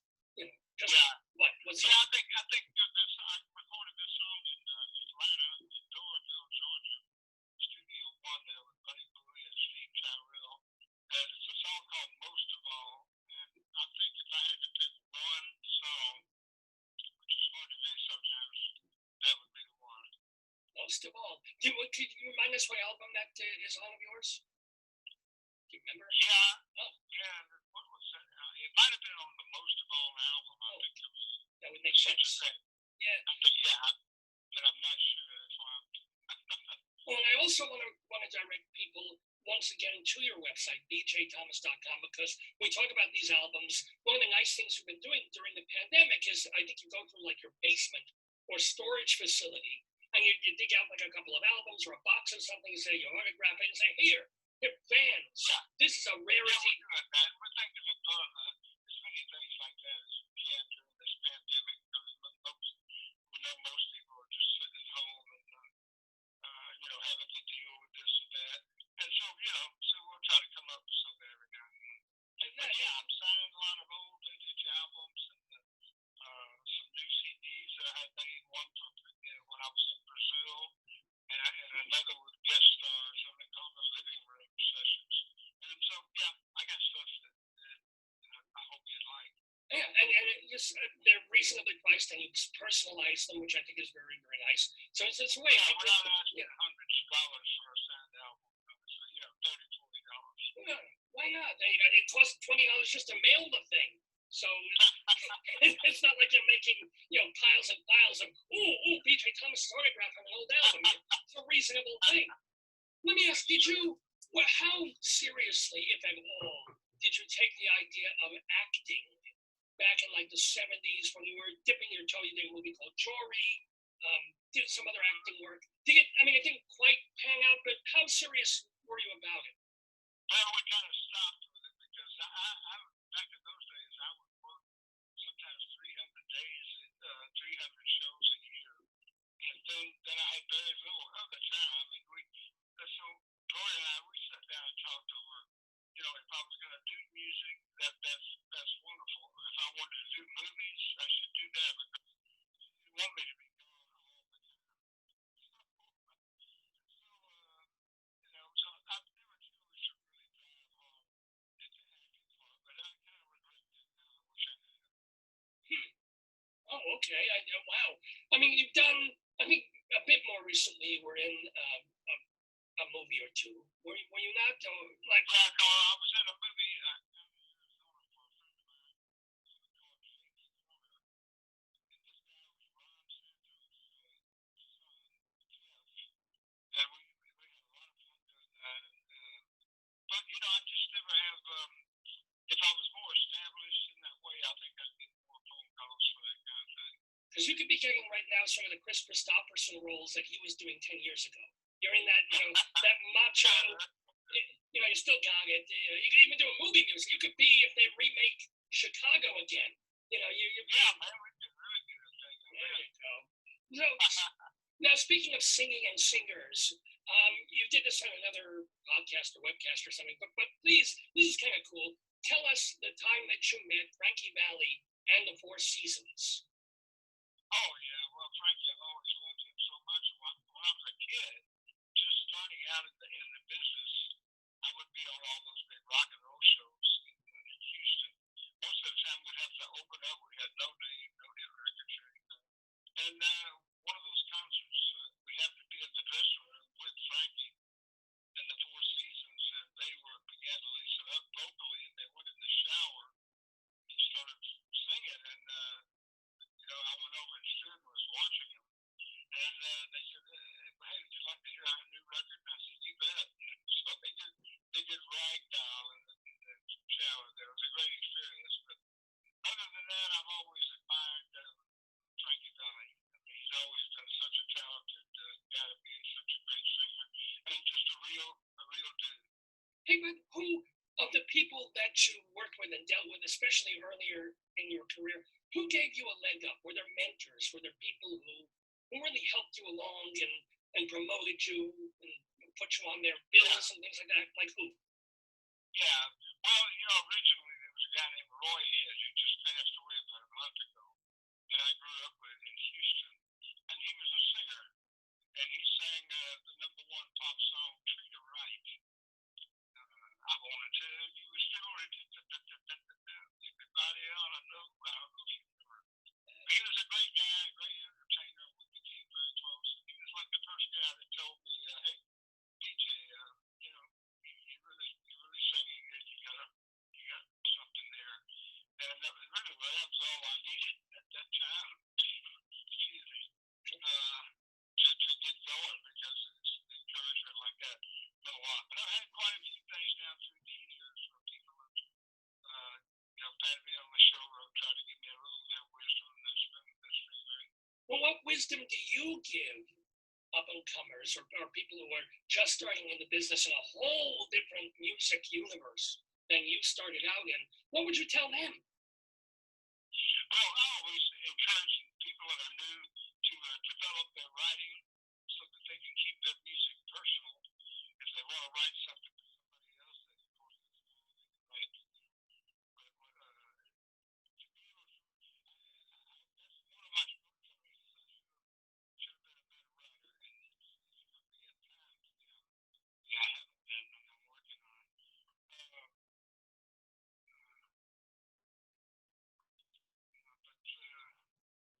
I kind of forgot your question. What'd you say?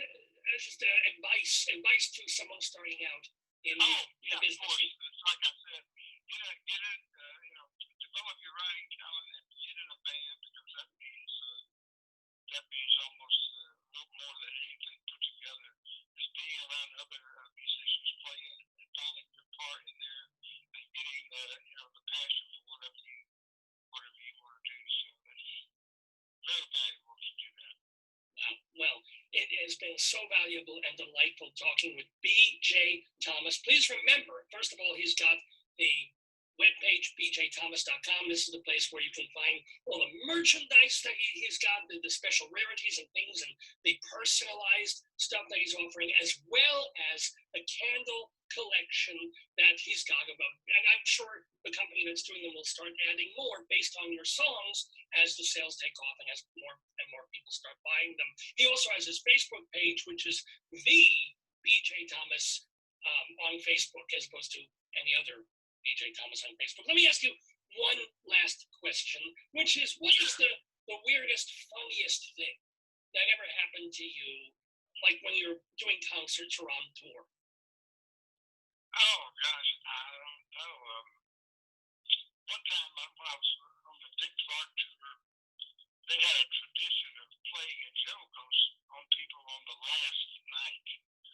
And so, and this, I hope you understand this. I do, I'm So Lonesome, which was my first hit at that time, in a certain key that fits my throat. And so, unbeknownst to me, they put the song up three more keys. And I couldn't sing it. That's as embarrassed as I've been. And of course, there's 1,000 other stories that you probably wouldn't want to hear. Well, believe me, I would. Just because I'm a rabbi, tell me a story you don't think I want to hear. Just one. Or maybe Gloria shouldn't hear it. Tell us. No? Oh, well, yeah, I don't know. I don't really have one. Oh, well. Well, what? What was that, about another story? Well, yeah, I'm saying, you said that there's stories that you wouldn't necessarily, tell for a mixed audience, but don't worry about it. So, go ahead, share. I don't really have big stories, funny stories about it. I know when I did the Academy Award show, I was so nervous and apprehensive. I had so much anxiety about that show, and I had a guy that I worked with back then, a guy that worked with me, Steve Tyrell. And man, we had to make a pact. He wouldn't even be around me. So I got that job done because it was making me so nervous. And that whole show with the Academy Award, that was I mean, what did it make you feel when the song did win the Academy Award, Raindrops Keep Falling on My Head? I mean, did you just float? Do you remember the moment? Yeah, that's what you have to do. If I'm performing or doing a song, like when I did the song for that big show, I just had to make sure I did what I was there to do. Just do what I do, and not get shook up and try to do something that I didn't know what I was getting into. So, that's how I handle that. It's all about just knowing who you are, the preparation, and just accepting it. Yeah. If I know the song, when I learn a song, I've got to know it frontwards and backwards and sideways and everything. And the better I know the song, the more it becomes me and not just the song. So I think if you almost over prepare about learning a piece of music that you're about to do, you have to really make sure that you get that done. And then it's just a part of you from now on. Well, the more I hear from B.J. Thomas, the more I like him. It has been just so lovely talking with you here in the Daverhood on Dave's Gone By. One last time, everybody go to bjthomas.com. Everybody check out his Facebook page. Everybody sing his songs, delight in his spiritual spirit. And all I can say is a great and happy shalom to you. Well, hey, thank you, man. Thank you and all your listeners for being interested in what I'm doing and keeping me around all this time. And I really thank you, man. I had a great time. Me too. Shalom. Shalom.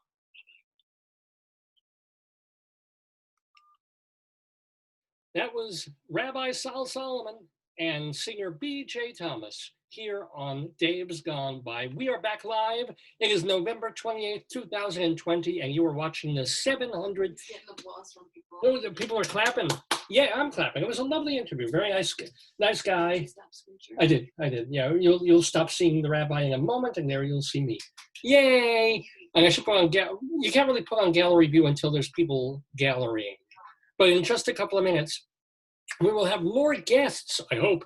If they're awake, if they're around, we'll have our guests here to play the Today, Yesterday trivia quiz, where I'll ask a few questions all about events that happened in history on this date, on November 28th. And we should, fingers crossed, don't always have them, but we should have 3 guests, including our musical friend, Richard Shore, our theatrical writing friends, Leslie Hoban Blake and David Sheward, should be with us within about 5 minutes or so. So what else do I, well, we have other things to do on the show. We got to go inside Broadway. We have Greeley Crimes Old Times. We have our Colorado Limerick of the Damned, but we do have time before we start our Today, Yesterday quiz.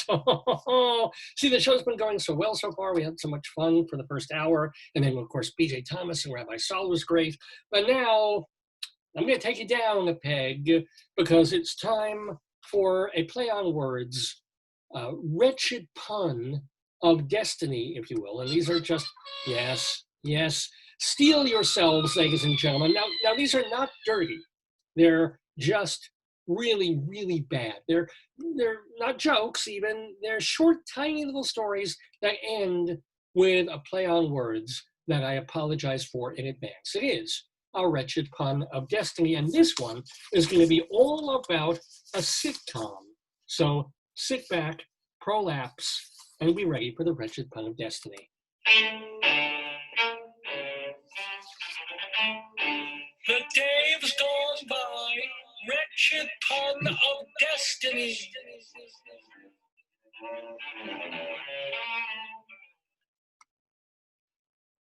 It's been a rough time. Excuse me, I'll start that again. It's been a rough time for comedian Ed Wynn because his last 3 television shows have flopped. Hoping to salvage his career, he meets with 2 network executives to pitch a sitcom. Here's the story. I'm a widower living in a big city, and my grown son, who spent the last 10 years working on a farm, comes to live with me. And we each have to adjust to each other, you know. Well, that's an okay premise, the executives shrug, but what's special about it? Ah, says the comedian, here's the twist. The son is played by my real-life son, Keenan. And the first season, my boy will work for free just to get the show off the ground.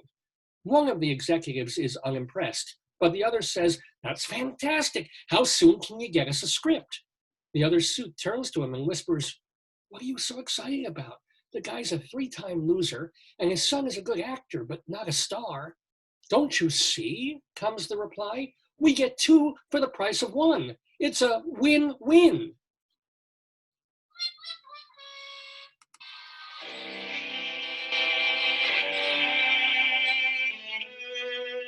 We here at Dave's Gone By apologize for bringing you the Wretched Pun of Destiny.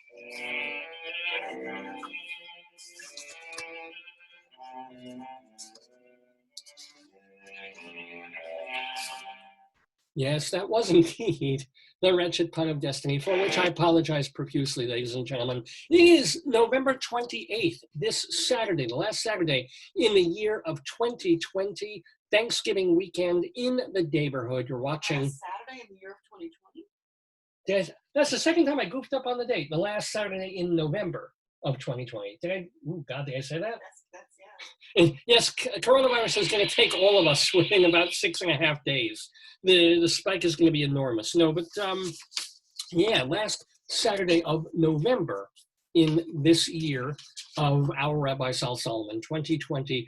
I'm Dave Lefkowitz. We're calling the show BJ and the DJ because we're very thankful to BJ Thomas for being with us. As a matter of fact, as long as we have a couple more minutes before our guests start filing in to play the today-yesterday game, why don't we also do our friends of the Daverhood? These are people who've been on the program in months and years past, and we like to check in and see what they're doing and how they're doing.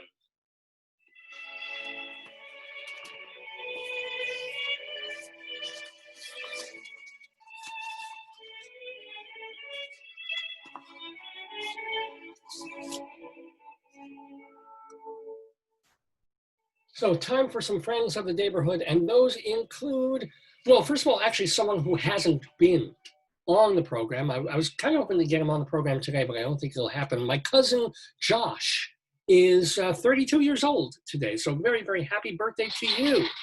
And shout out to your wife Dana, and hope that you're healthy and having fun and doing good things, cousin Josh.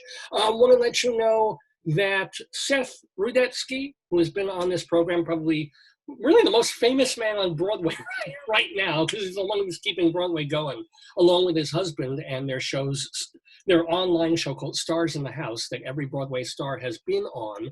Well, they're selling as a benefit package. They're raising money, of course, for Broadway Cares, Equity Fights AIDS, but they have a concert series, pack of 15, and it's like 15 of their best, most famous people who've been on the show doing concert singing songs, and those include friends of the Daverhood like Beth Malone, LaShans, and Melissa Errico. That pack of 15 is available for purchase, so look for Seth Rudetsky, Stars in the House.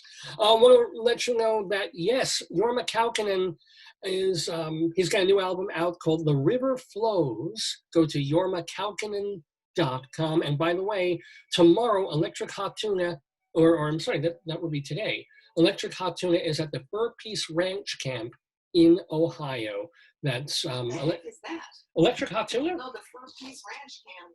This is a thing that Jorma Kaukonen started.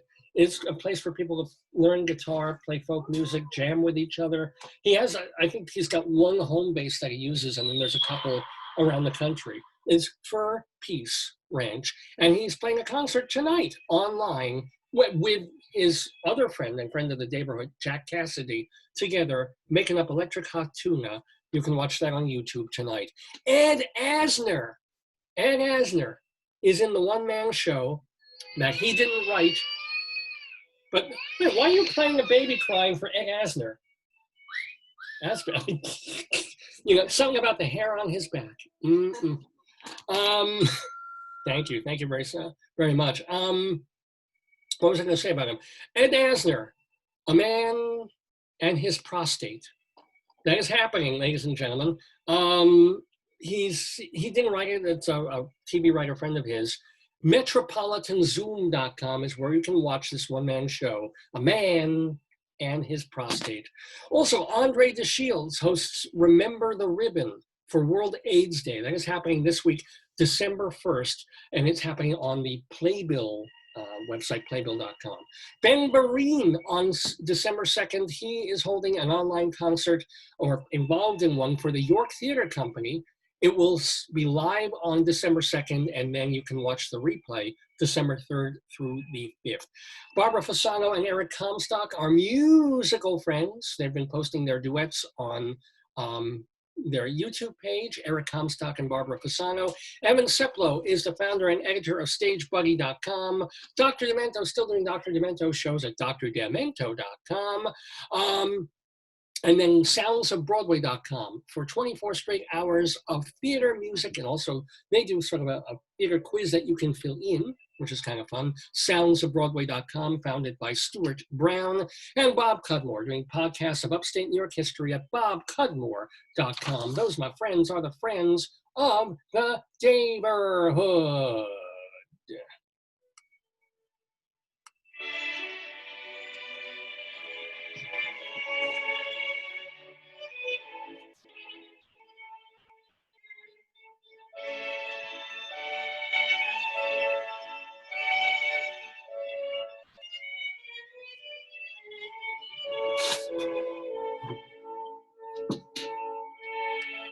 Well, ladies and gentlemen, it is about 11:15 on this Saturday. It is there's on this Saturday, November 28th. We're watching Dave's Gone By. I need to check one or two things because I always get nervous when I don't see the guests showing up. I start to wonder, did I send something to the wrong place? Did I give them the wrong link? Was there something, or did I tell them 11 o'clock instead of 10:45? All three of them must be 11. That's weird, yeah. Well, I got I got an okay from David Sheward, so I don't know where he is at the moment. He's coming in. Ladies and gentlemen, please welcome, coming to play the Today Yesterday Trivia Quiz, our great friend of the Daverhood, David Sheward, reclining. Almost like it's Passover there, even though he's not Jewish. But David, Hello. How are you doing, my man? All right, how are you? I'm good. How are you feeling? I have to ask all my guests this every week. How are you feeling?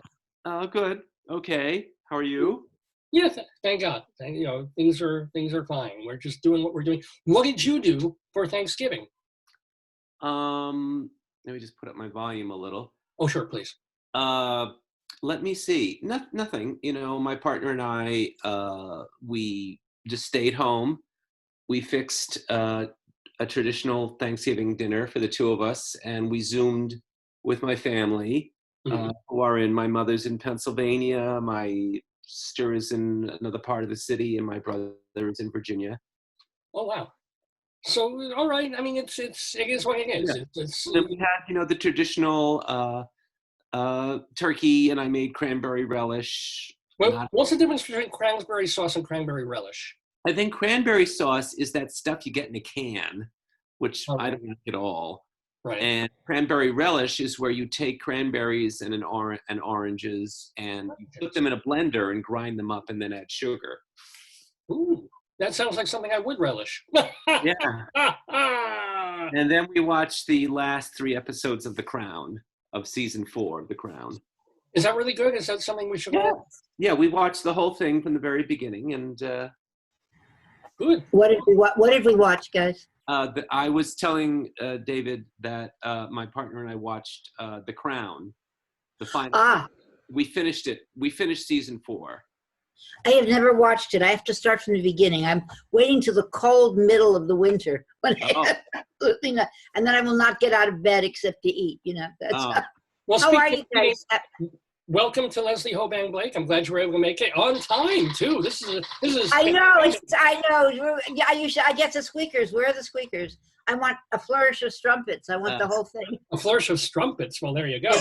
That's what I want. Wonderful story in Playboy by someone I can't remember, some famous writer. I used to read Playboy for the stories, of course. Oh, sure. And yeah. the cartoons. And the cartoons. Yes, right. Oh, by the way, our friend in Colorado, Tony, made madeleines, these delicious, incredible cookies. Oh. So I'm going to offer them to you. If you want to take one. Here. Oh, Dave. thank you so much. Oh my God, all the Yeah, memories are flooding back. I can remember everything now. So Leslie, what did you do for Thanksgiving? Well, we were on a Zoom. We were on a cross-country Zoom with all of my daughter-in-law's family. She has 5 brothers and sisters. Wow. And a mother and father, stretched across the Pacific Northwest and Texas and California and Utah. So we were all on Pacific Coast time. So I didn't realize what that meant. It meant that we were going to eat at 8:30 at night. And I started cooking at 11 in the morning. So Well, you I cooked, had a lot of cold food to eat. but you were all. It was all for you. I mean, for cooking all this stuff, you were on. Oh, no, I know that. Oh, please. Yeah. I made a rock Cornish hen. It was literally the size of my 2 hands put together. Oh, yeah. I'll send you a picture. My friend said it looked like a frog because the way it's sitting there was little. I want a picture, Leslie. I want leftovers. What do you mean a picture? It was delicious. I actually have leftovers. I'm not sending them. And I made a variation of my mother's stuffing, which I topped with Brussels sprouts, baby Brussels sprouts, and little portobello mushrooms.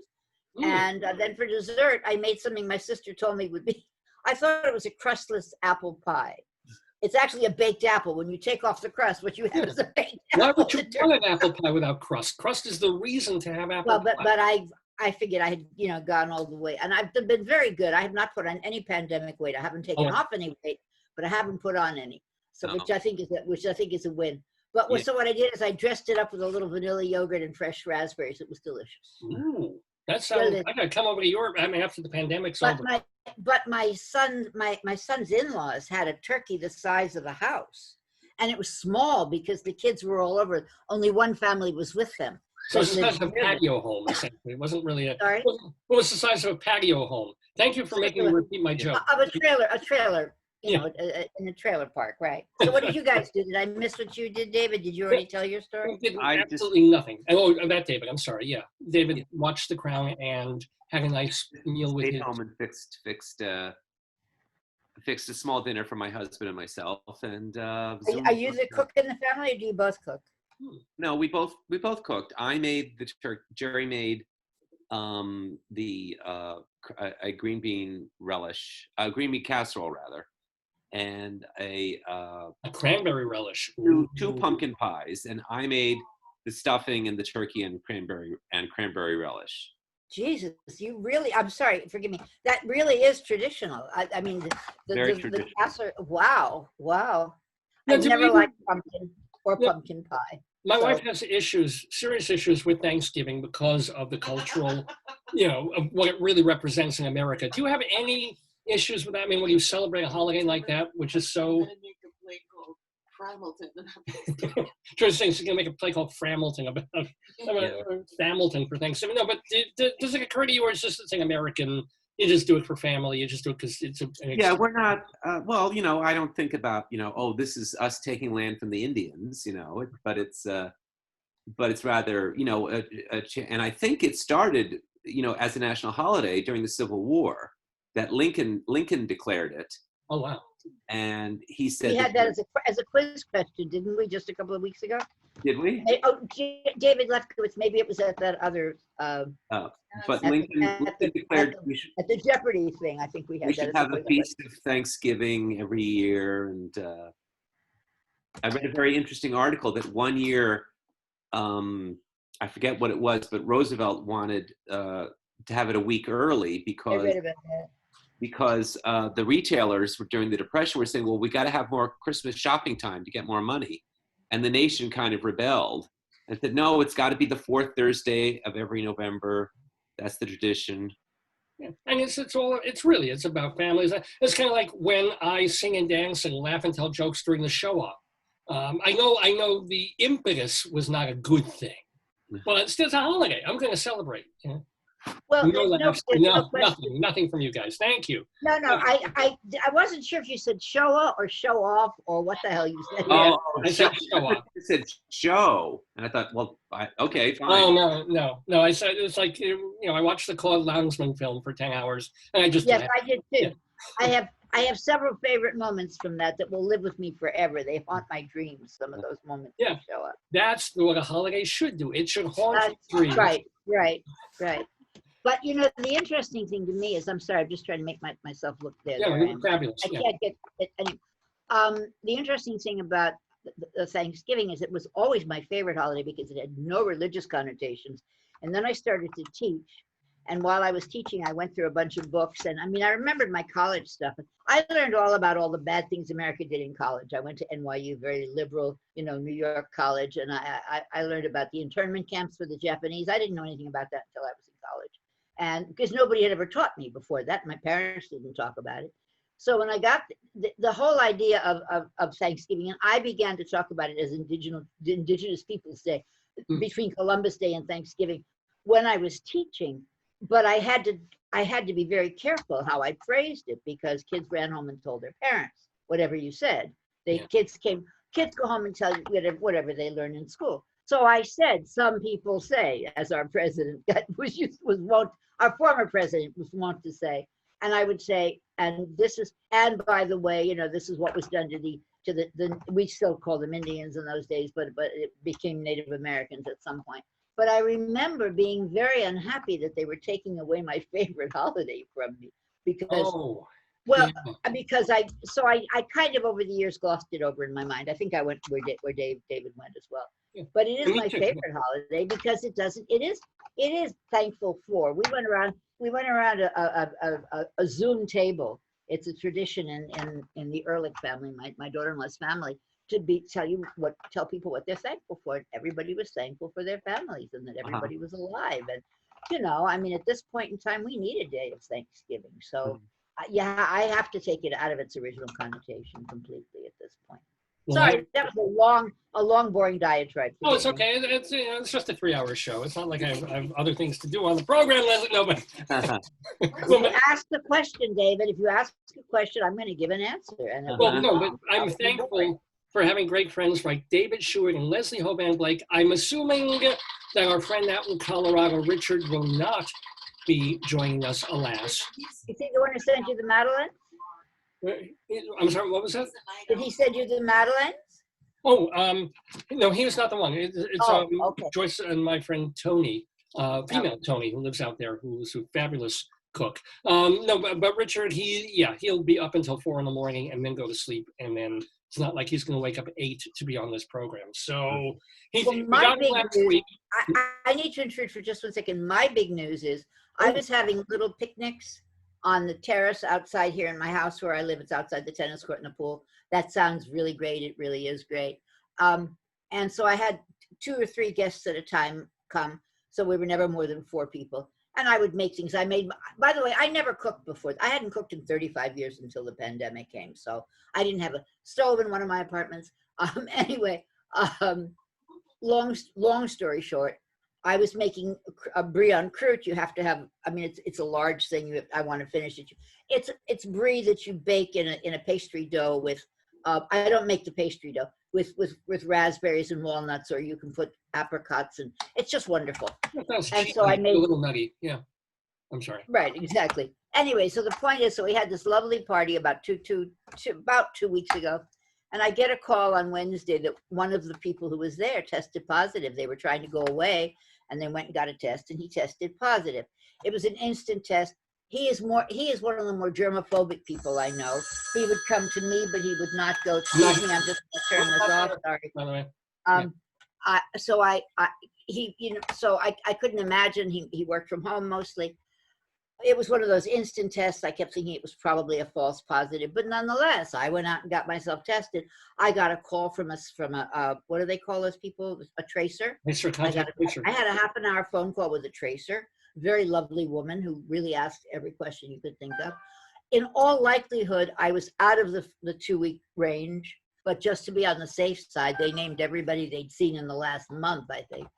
And they didn't get to go away, and I am waiting now for my results, which will take a longer time. Well, because of the holiday, the results are taking a couple of days longer. So how do you feel? Do you feel anything? Oh, I feel fine. Never had any, but he's asymptomatic also. The point is, we're the worst. If people are, I mean, I don't know, but asymptomatic people are the carriers.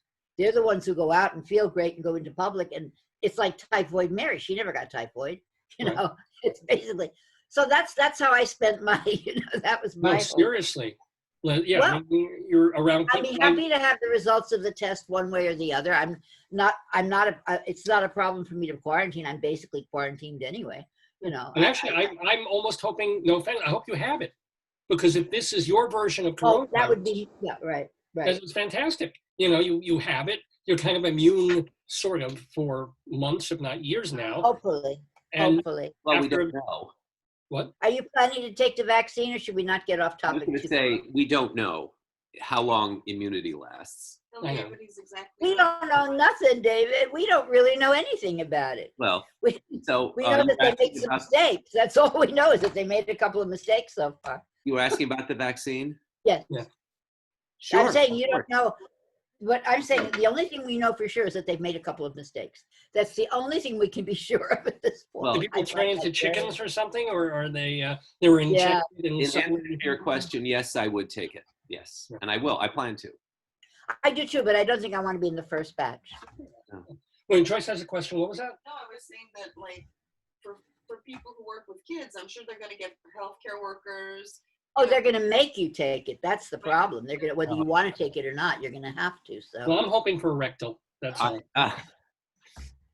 Okay, I haven't heard, but I haven't heard. There's been no communication for teachers or anything. You'll be the last to know when they walk in with the needle. Then you'll know. Yeah.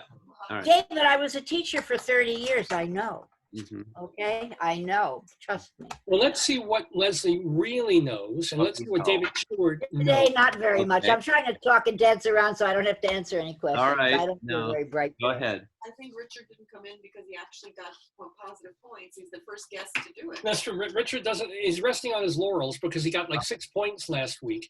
So I think he was afraid to. Oh, I wasn't here last week.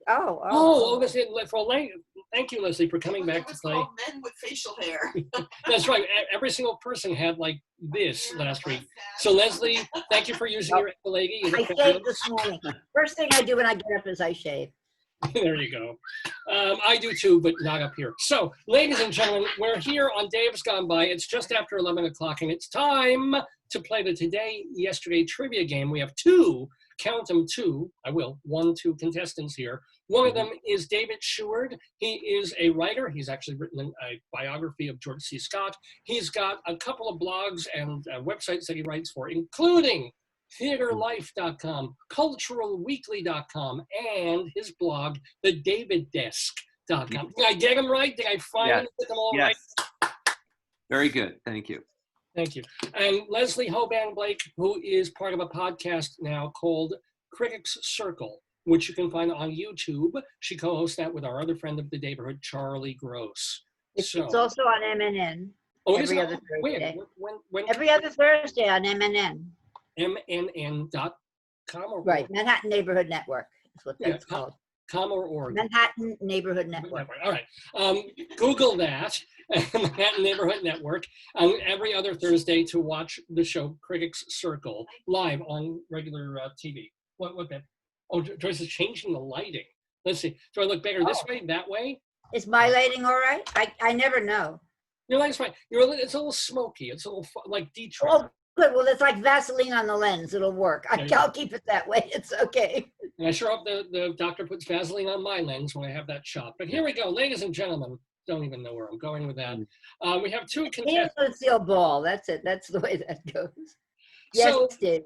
we're gonna do the die roll because that's how I roll. So, ladies and gentlemen, I'm or not ladies and gentlemen and lady and gentlemen. I will ask you, where the heck is my window? I can't answer that. I can't answer that, Dave. I got an Alexa. It did me one of those. I got an Alexa and it says, I can't answer that. And I thought, oh, Jesus, I need my roll of die. Where did it go? I'll have to find it again. As the bishop said to the chorus girl. Good Lord. Do you have an Alexa? No. I finally decided to go and do it. I thought for the cold winter, I will have a voice in my house, right? Only the voice is not necessarily, it says what it wants to. I can't do that right now. I love that. What about? Alexa will sell stuff. Yeah, be careful because Leslie, Alexa will go and sell stuff that you own. Do I care? Do I care if Alexa is listening to me? I talk to myself. That's it. It's, You ask for a song title or poem, she'll bring up an Oh. excerpt and then she'll try to sell you. That's right. So if you ask Alexa, play "Raindrops Keep Falling on My Head" by B.J. Thomas, it'll say, "Would you like to purchase this?" And say it's 99 cents or something. no, I haven't gotten that yet. Yeah, But no, I will ask for things that are outside of us. I was asking for something this morning. I don't remember what it was, and they said we don't. That's on a pay-as-you-go thing. That was the first time it ever said that, and I said, "Thank you, no." Well, yeah. I'm very polite to Alexa. I know, right? You don't want to be sort of. I'm so well trained even now. Because we used to, I remember we used to try that. Was it Siri or one of the other? And we'd say Cortana. We'd try and make her say dirty words, and she wouldn't do it. Or we asked her a question that was really filthy, and say, "I'm sorry, I don't know that." Here's Google. Oh, damn. Right. Anyway, Look it up on Wikipedia. I'm going to roll a die now because I remember we're playing some sort of game here. I need you guys to pick a number between 1 and 6. 3. Well, I have to take 6. It's mine, So 6 is for Leslie, and you said 3, right, David? 3, yes. 3 for David, 6 for Leslie. All right, let's see. Just writing that down. And we're going to roll this die. It's a single-sided die, digitally. 5 is the number that came up. So Leslie Hoban Blake, you get to choose whether... Oh, I'm going to take David's choice of going first. Okay. So Leslie, you want to go first, huh? Yeah, what the hell? I love that spunky attitude, right? There we go. So here we go with our questions in our Today, Yesterday trivia quiz. This is going to be like 11. Are you going to ask me a question about 1129 because they start early? So this is going to be one about the Cro-Magnon era or something. Close enough. We go all the way back to 1717. All right, is the year. A French slave ship was captured by this English man who renamed it Queen Anne's Revenge. This scary-looking sailor, born Edward Teach, generally went by a different nickname. What was it? I'll reread that because I know there's a lot to unpack there. The year was 1717. A French slave ship was captured by this Englishman who renamed it Queen Anne's Revenge. This scary-looking sailor, born Edward Teach, generally went by a different nickname. What was it? This question goes to Leslie Hoban Blake. So James Cook had a name. There was no reason for him to change it from that. Has to be one of the beards. So then I have to go to Blackbeard, Bluebeard, Yellowbeard. So Yellowbeard was a Dane or something. Bluebeard murdered his wives. That leaves Blackbeard. So I'm going to go with Blackbeard. I have no idea if that is correct or not. Is that so? That's going to be like your final answer? Yeah, I don't have any other answer. I just went through 5 different choices. Getting us started on just the right foot is Leslie Hoban Blake. It was indeed Blackbeard. Well done, Leslie. Nice job. Now I'm a happy camper. Now I'm awake. Okay, yes, Yeah. All right. Leslie's good Now at let's this, play. but so's David. So Leslie, you've got a 2-0 lead, but now David gets to tie you if he gets his first question correct. Okay. In our Today, Yesterday quiz. We move up many, many years to 1878. All right. Nocturne in Black and Gold, The Falling Rocket, is the painting at the center of a court case in which a painter sued an art critic for libel. The painter won, but was awarded only a farthing. Name the plaintiff and the defendant. Oh my God. Oh my God. 1878 was the year. I'll reread that. Uh-huh. Painting was called Nocturne in Black and Gold, The Falling Rocket. It was at the center of a court case in which a painter sued an art critic for libel. Now, the painter won, but was awarded only a farthing. And I'm sure I pronounced the H in that. Name the plaintiff and the defendant. Well, if it's a farthing, it should be a British artist. And the only one I can think of is Turner. that was in that movie with Timothy Spall that Mike Lee directed. Wonderful movie. And the art critic, it must be a famous art critic, or maybe it was another artist who was also a critic. So I'm pretty sure that it's Turner. And I think that was the movie, that was the artist portrayed in the film by Timothy Spall, who is a brilliant actor, by the way. And so the art critic, I'm going to guess George Bernard Shaw. Wow, David Sheward. I'm afraid you are incorrect. That is not the correct answer On counts? for that question. No. I'm afraid you get 0 points. Oh well. Question, but Leslie. I don't think that Turner and Shaw were in the same period. I love that movie, and I like Spall's son too. Oh, okay. Well, there are no Spall actors, just Spall. I'm just talking because I don't have a clue about the answer here. And I agree with you with the farthing, then it's a British painter, and the first one that comes to my mind is Turner, and that's the second and third one that comes to my mind as well. British painters. Oh, what was the year again? I'll read the question again. 1878. The painting was called Nocturne in Black and Gold, The Falling Rocket. It was the center of a court case where a painter sued an art critic. The painter won, but got only a farthing, named both the plaintiff and the defendant. Boy, that's a good question, David. The only critic I know besides Shaw would be Richardson, and that's way the wrong century. So that's not a guess. That's not my guess. That's not my answer. That's just my guess. Painters, British painters. I know people who've won the recent Tate Prize, but I don't know anybody from 1878. I have no idea. There's no point in my even guessing. I have no idea. So please tell, because I'm dying of curiosity here. We've got a 0 there. So no points for this, but I'll give you guys a clue just to see if you'll get it. All right. Whistler? Whistler, obviously. Yeah. Oscar Wilde? No, it wasn't Wilde. Oh. So no, you got Whistler. Whistler was the Yeah, we both got Whistler. Yeah. But yeah. I don't know how to do the other.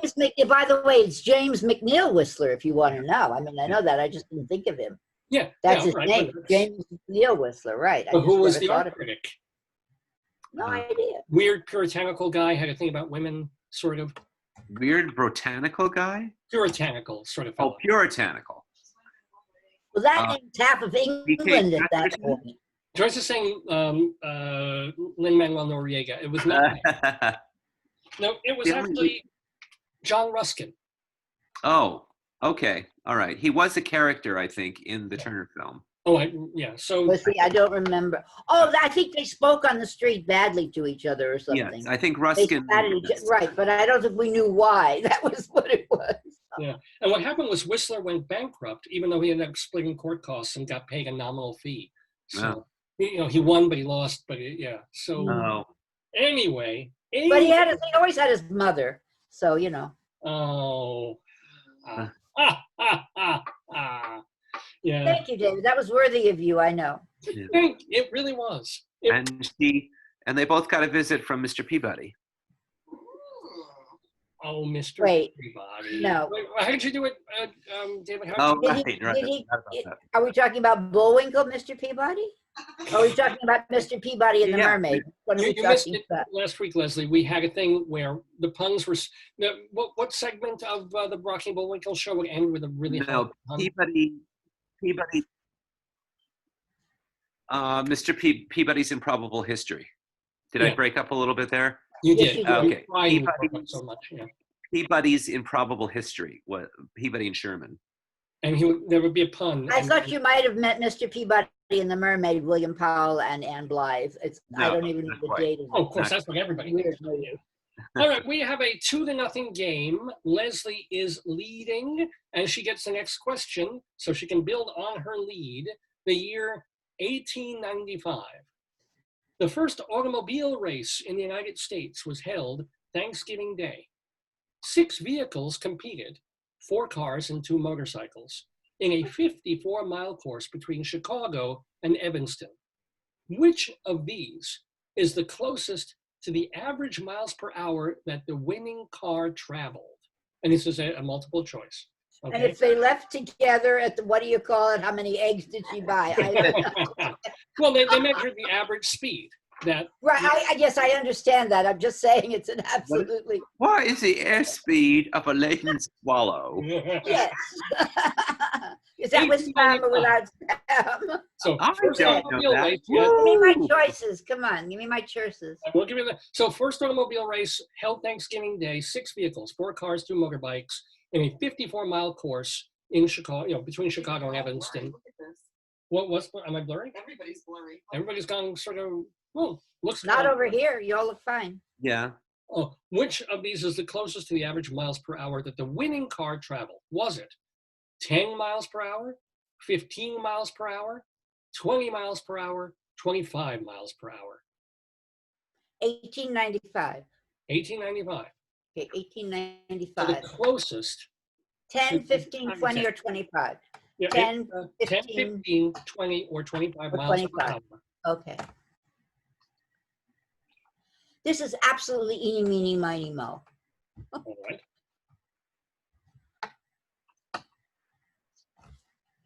That's what you said last night.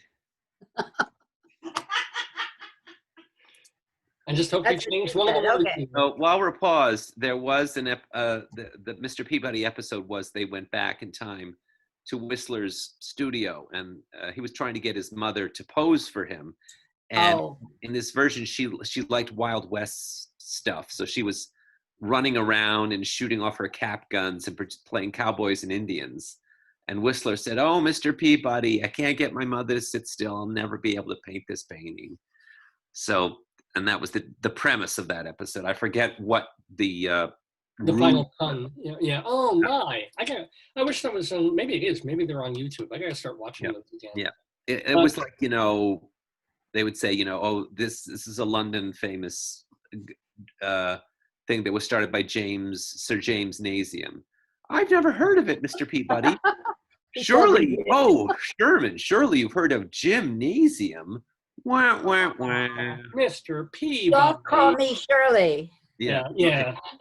All right, So Leslie, that's enough of that. we've Okay. stalled enough. Oh, you haven't forgotten that I haven't answered. Okay.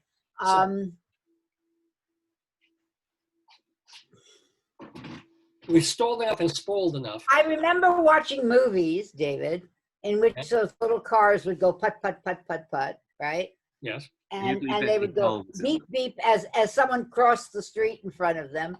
And they were going, it looked like a mile and a half an hour. So, but of course the movies were set in contemporary times. I mean, were filmed in contemporary times about a time that they didn't know.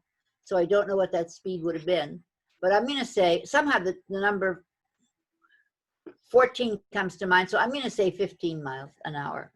15 miles an hour. So It's a pure guess. the pure Leaves guess, you, David, it leaves you a 50-50 if I'm wrong, practically. Okay. isn't it 25-75? Okay.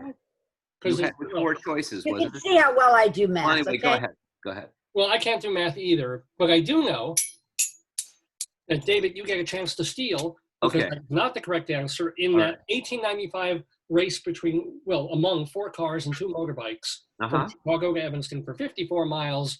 Was the speed 10, 15, 20, or 25 miles per hour approximately All right, so of the winning car, of the winner? of the winning car. So the choices are 10, 15, 20, or 25. I said 15 already, so take that out of the So it's 10, equation. 20, or 25. I'll say 20.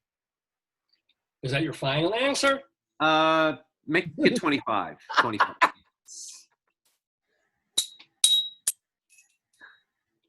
Man, I'm stumping the hell out of you guys today. Believe it or not. It was Believe it or 10 not. miles? It wasn't, it was 7 miles per hour for the Wow. winning Oh, vehicle interesting. back in Okay. 1895, the very first car race. And it was only Interesting. 2 years after cars had actually been invented. So that's pretty good, come to think of it. Uh-huh. Well, How long did it take them at that rate? It took a couple of hours. 51 miles at 7:14. It took like half a day. It's faster than people could walk. In fact, if you look this up on YouTube, 2 of the cars bombed out. One guy was like, because it was sort of an open car, he was frozen by the elements. Because it was Chicago in November, and he couldn't finish the race because he was too exposed for 8 hours sitting in the car. Oh my! So, yeah. You realize we just had the warmest Thanksgiving on record? Really? Wow. Yeah. I believe it. So global warming is good. How dangerous is that, eh? Climate change. Climate change, yes, I know. Well, we're going to change the climate of our questions here because we have another one, and this one goes first to David Sheward. Got it.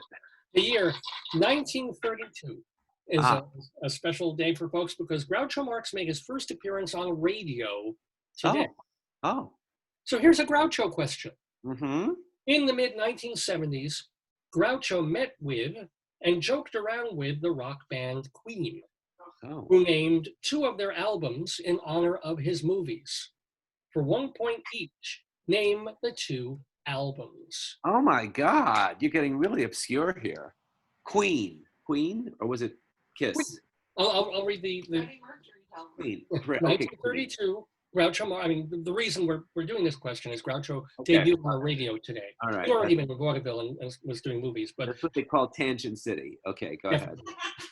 here's Groucho question. In the mid-1970s, Groucho met with and joked around with the rock band Queen. Uh-huh. He named 2 of their albums in honor of his movies. For 1 point each, name the 2 albums. This is Queen with Freddie Mercury that sang "We Are the Champions" and all that. That's not in the question, but No, I guess I'm going to nod and say yes. And Bohemian Rhapsody and all that. Okay. All right. So, what Groucho Marx movies would have been album covers for two of them? You say, right? Okay. 1 point each. Okay. So there's Duck Soup, Horse Feathers. Duck Soup, Horse Feathers. Joyce is saying Mo Bega Blues. No, that was not one of them. It wasn't Shoah. Duck Soup, Horse Feathers, A Night in Casablanca, A Night at the Opera. All right, I'm going to say A Night at the Opera is 1. And for the other, I'll say Duck Soup, just a guess. Okay, is that your final, though? Yeah. Okay, so we have Duck Soup and A Night at the Opera. Right. David Sheward, you get 1 happy little point. Okay. You get 1 of those correct. That is true, so you get 1 for Dave. One was Are you right. going to tell us which one it was? I can't, let's see. No. Oh, okay. Not fair. No. I got a That's feeling- Not fair? I have You a didn't feeling. tell us what he got right. He got it right. Okay, so the correct answer, half of the correct answer, was A Night at the Opera. That Okay, is- that's Yeah, what I I thought. figured as much, but That's what I thought. okay. So then the other one has to be A Day at the Races. Oh, okay. Maybe. Does it have to, Leslie? Well, the reason is because of the polarity of the day and the Well, night. I would think. Well, maybe think of that musical, A Day in Hollywood, A Night in the Ukraine. I know you said A Night in Casablanca, which I thought was funny because that wasn't it. But that's my guess. I would have said Day at the Races and Night at the Opera. That was sort of my 2. Well, boy, oh boy, consider yourself King Solomon because you've split it down the middle, folks. So yes, Leslie, Day at the Races was there is no Day in Casablanca. I don't know if there was ever a movie by. He said Night in Casablanca, Night but in that's Casablanca. That wasn't even a March. no, it doesn't exist. But There is a that was the movie. play. That was the play. That was A Day in Hollywood, A Night in Casablanca. Wasn't that what that? Oh, no. called? In Ukraine. The musical with Oh, Night in Priscilla- Ukraine. You're right. I don't know. the I have musical no that idea. Tommy Tune directed that Priscilla Lopez won a Tony for was a day in Hollywood / A Night in the Ukraine. Right. And there was right. a Marx Brothers movie called A Night in Casablanca. There was. Okay. If I you don't say think there so, was. I will look it up I later. can't right now. We're in the middle of the quiz. Right, in the middle of the game, I can't. But But I don't. I will look it look up later. We will all look it up later. Okay. Yes. All right, we have, by the it was way, one of their again, minor efforts. It was a later film. But go ahead. Oh. you might be right. Oh, one of but- those. Okay. Anyway, 3-1 is the score so far, with Okay. Leslie leading David 3-2-1. Leslie's turn. So let's see, that was our fourth question. We get to our fifth question, which again goes I to must say that that was a good question because it went all the way around the block before you even got to the question part. I like it. Thank you. But it wasn't that obscure. By the way, those albums are pretty well known. It was not that obscure. Well, I didn't mean that. I just I'm meant not a- you I'm gave not a us all that quiz. information, and then the question was sort of out in left field, which I like. If one is a pop music person. Okay. Got it, which I am. Okay. So Right. here's one for Leslie. This, though, is in both your wheelhouse eye. So we'll see if Leslie gets it. The year That's the 1950. plural of wheelhouse, he thinks. Go ahead. Well, here It's we go. Wheelhausen. The plural is Wheelhausen. Not Wheelhausen. Wheelhouse. Wheelhouse. Yeah, Wheelhouse. I like that one. 1953 was the year. Despite critics carping about the book and the too extravagant sets, this musical, featuring Jack Cassidy, Phyllis Newman, and newbie Florence Henderson, became an audience hit. Name the show, which featured a score by Harold Rome, Okay. who closed today after 598 performances. And if you're not sure, I am going to allow a hint. I do have hints for this one. So Leslie, if you want a hint, I can give you one. But Yes, please. I think I know, but give me a hint, please. Well, no, it's not your question, David. I know. I'm not saying anything. I'm 19, sure David knows. 1953 was the year. Despite carping about the book and the too extravagant sets by critics, this musical, featuring Jack Cassidy, Phyllis Newman, and Florence Henderson, became an audience hit. Name the show, which featured a score by Harold Rome, closed today after 598 performances. Hint, it was based on a 1937 play by Arthur Kober called Having Wonderful Time. Okay, it's the one about the camp where they all go to the Jewish labor camp, not the labor camp. Auschwitz. I was going to say. I knew that I was was going coming. to say the labor camp. There was the labor organization. Treblinka. Oh my I know this. I God. can't come up with the title. Give me a second. I know the So movie was offended. Ginger Rogers. I know the movie So was Ginger offended. Rogers, and I think Douglas Fairbanks, all talking with Brooklyn accents. And I know, but it wasn't. Oh boy! Wish You Were Here. I wish I were there too, Leslie, but do you have an answer to the question? That's the question. I think that's the only answer I can come up with. Wish You Were Here. Well, Leslie, Hoban, Blake, I do wish I were there with all of you because you got that right. You should be jumping for joy. That is the correct I'm sitting on the bicycle. I can't jump. I can pedal, but I can't jump. You did know that one, David, right? I did know that. Yes. Yeah. But I had to pull it out because I knew all the other ancillary stuff. That's It what was. you said. The song was a hit. Well, did you know that Yes. the show was nearly, the critics almost killed it. It was nearly a flop. And then the cast went on Ed Sullivan. And it was so popular through that it kept going and going. It ran like more than a year on Broadway. Who sang this? Who sang the pop version? Who sang that song? I think it was not Tony Bennett or Tony Martin or somebody like that. I can hear it in my head, but I Maybe can't. Bobby I hear it Darin. in a female voice. But I wish you were here. Except it was the wish you were man. here. I think it was Tony Martin, Sid Okay. Street's husband. Yeah, I know who Tony Martin is. He also sang "Beautiful Girls" in the Ezekiel Follies number. I know. Yeah, and at that labor camp spawned another musical, Auschwitz Succeed in Business Without Really Tony Trying. Martin live at the. Come on, that was good. Come on, give me that. I'm was a sorry, I good was on one. my own track.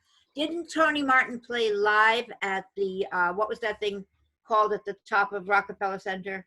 The Rainbow Room? The Rainbow Room. I think he played live at the Rainbow Room in the 90s because he Maybe. didn't die until he was like ancient. I think they had to roll him out on a car. I was the cabaret critic at the time. It's the only reason I got to see it. Yeah. Sorry about that. David, say it again because none of us heard it. Uh, David, say it No, again. no, it's not worth saying again. Definitely. Oh, it's all a right. tasteless joke. Terrible. Oh, it was a racist joke? Oh, yeah. Tasteless. Tasteless. Oh.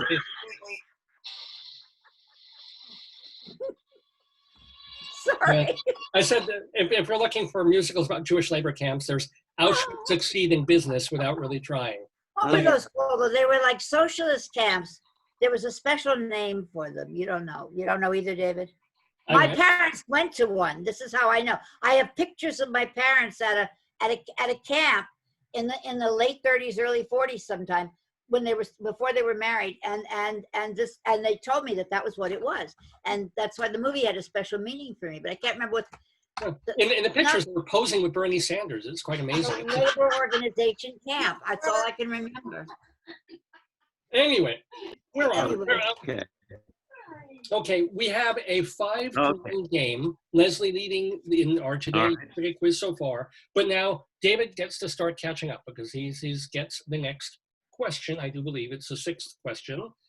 The year 1970. Oh, it is a pop music question, David. I apologize for this, but the year was 1974. No one knew it at the time, but John Lennon made his last concert appearance tonight. He came out as a guest for someone else's gig. Oh, was Who? Cardi B? It's not Cardi B. Lin-Manuel Noriega. I'll repeat, and because I gave a hint in the last question, you also get a hint on this one. 1974 was the year. No one knew it at the time, but John Lennon made his last concert appearance tonight. He came out as a guest for someone else's gig. The hint is that the venue was Madison Square Garden. Were they related? It's not part of the question, and no. Okay. Oh, David disappeared briefly. So. Oh, not fair, David. No fair disappearing. No, he actually literally, not only. I know, he's gone, I know. Will he come back? I think his husband was unplugging wires. I think I can get you better. This happened last week when just before we were supposed to go on, David's husband was like, I can get you better internet. We unplugged everything. Oh, dear. Yeah. I think I know the answer, but we have to wait for David to come back. We actually, You say we don't? Is there a rule in the book that says we don't? Well, Listen, while I have your attention, yeah. Instead of Jeopardy on the 9th this month, they're playing a Family Feud game. Are you guys in? Yeah.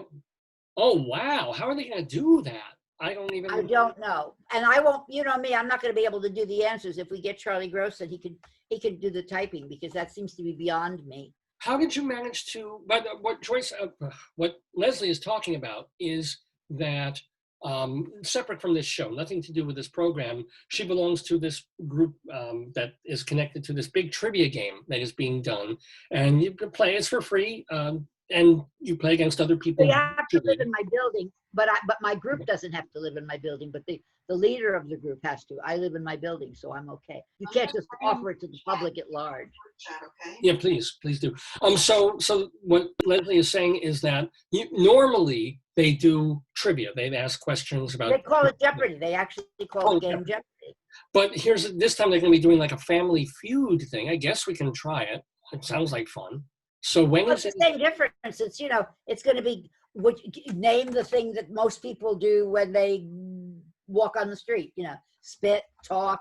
Whatever the answer is. Vomit would be my answer right there. Probably. Right. Well, that's a perfectly. And I'm sure you would get some points for that. I would. So maybe we can. You're right. I don't know how they're going to do it, but that's their problem. As long as we have a team, that's our problem. I think it'd be fun. I thank you for inviting me. Okay, I'll send you whatever I need to send you for that. Let me ask David too. Oh, here we go. Hold on. So we've got David Sheward coming back to play more of the Today Yesterday trivia game. I hope so. David, was you have time to look up the answer, David? Was he monkeying with wires again? What the hell? I don't know what happened. No, evidently there was just a Wi-Fi weakening. It said you have an unstable connection, so I had to reconnect using my cell phone as a hotspot. Oh. Well, but by the way, David, you know you have an unstable connection. Me. So there you go. Thank you very much. Thank you for coming back to play more of the game. The question is still yours. Okay. So, 1974 was the year. No one knew it at the time, but John Lennon made his last concert appearance tonight, came out as a guest for someone else's gig at Madison Square Garden. So, name the person. No multiple choice, I just have to guess. No. Okay, I think it was either Elton John or Billy Joel, because I remember hearing this somewhere for some reason. I looked it up and it was about something. So, I think I was writing something about John Lennon's death or something like that. I'm going to say Elton John. Is that your final? Yes. Sing him a song. He's piano right. It was Elton John. Well done. Well, I tried to fool you there. Yeah, because they had sung on Whatever Gets You Through the Night, and they did a couple of things together.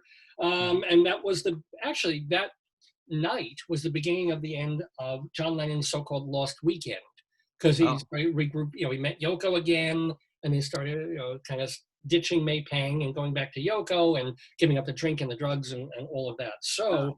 The big night, actually. Tell me more.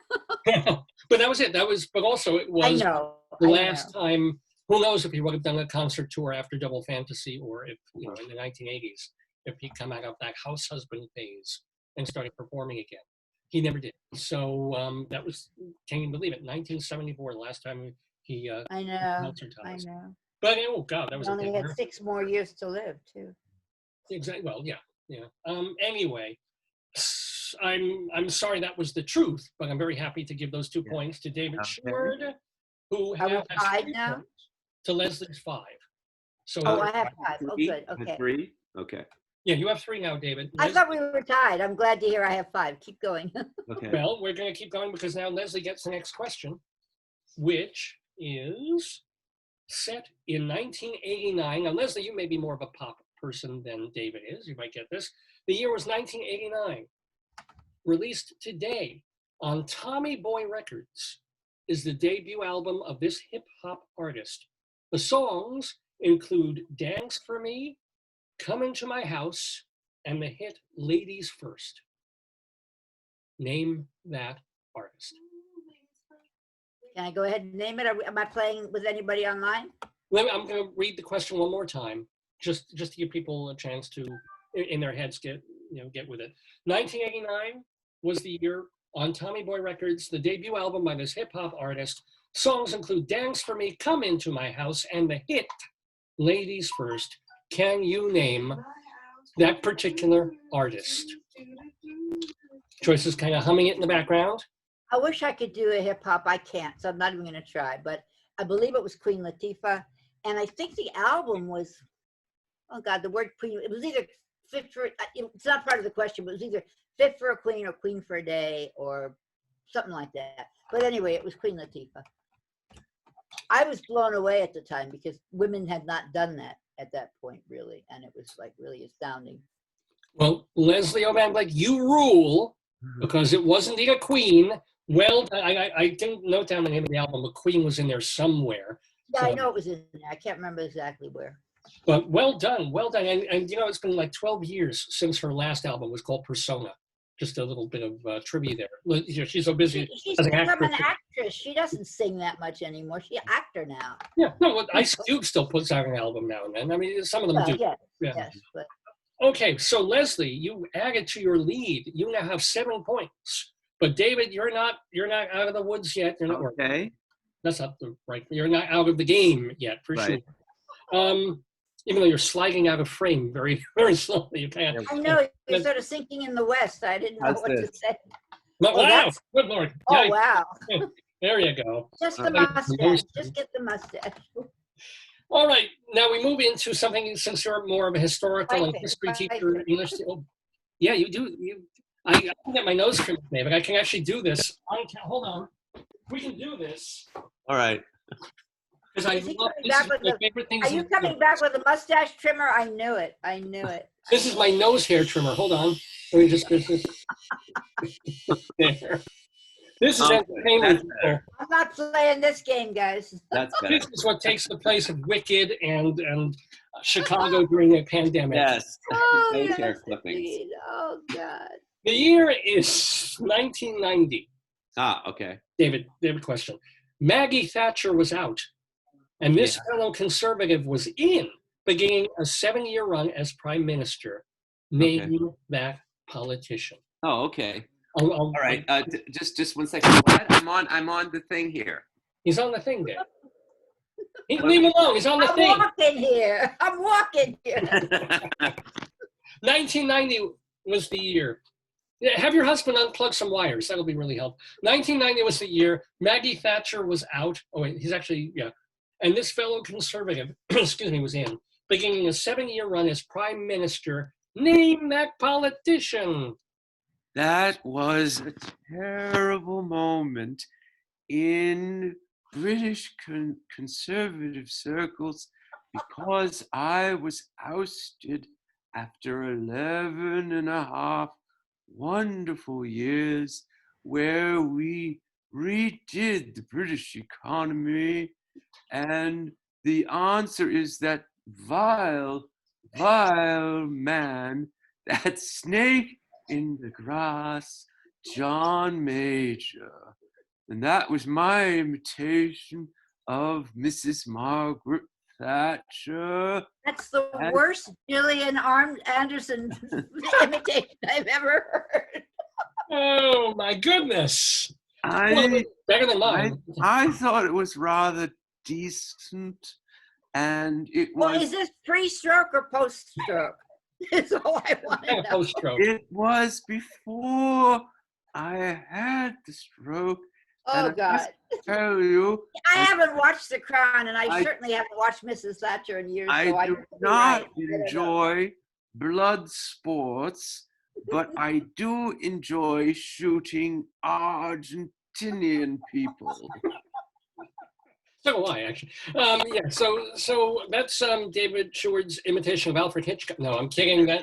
No, Maggie Thatcher there talking about, what did you say? I mean, you gave the answer. But My answer was that perfidious gentleman who had been my deputy prime minister, I believe, and his name is John Major, as played by Dylan Baker in the audience with Helen Mirren. Oh, okay. Yeah. So there's about 8 points right there for David Sheward. No, Right.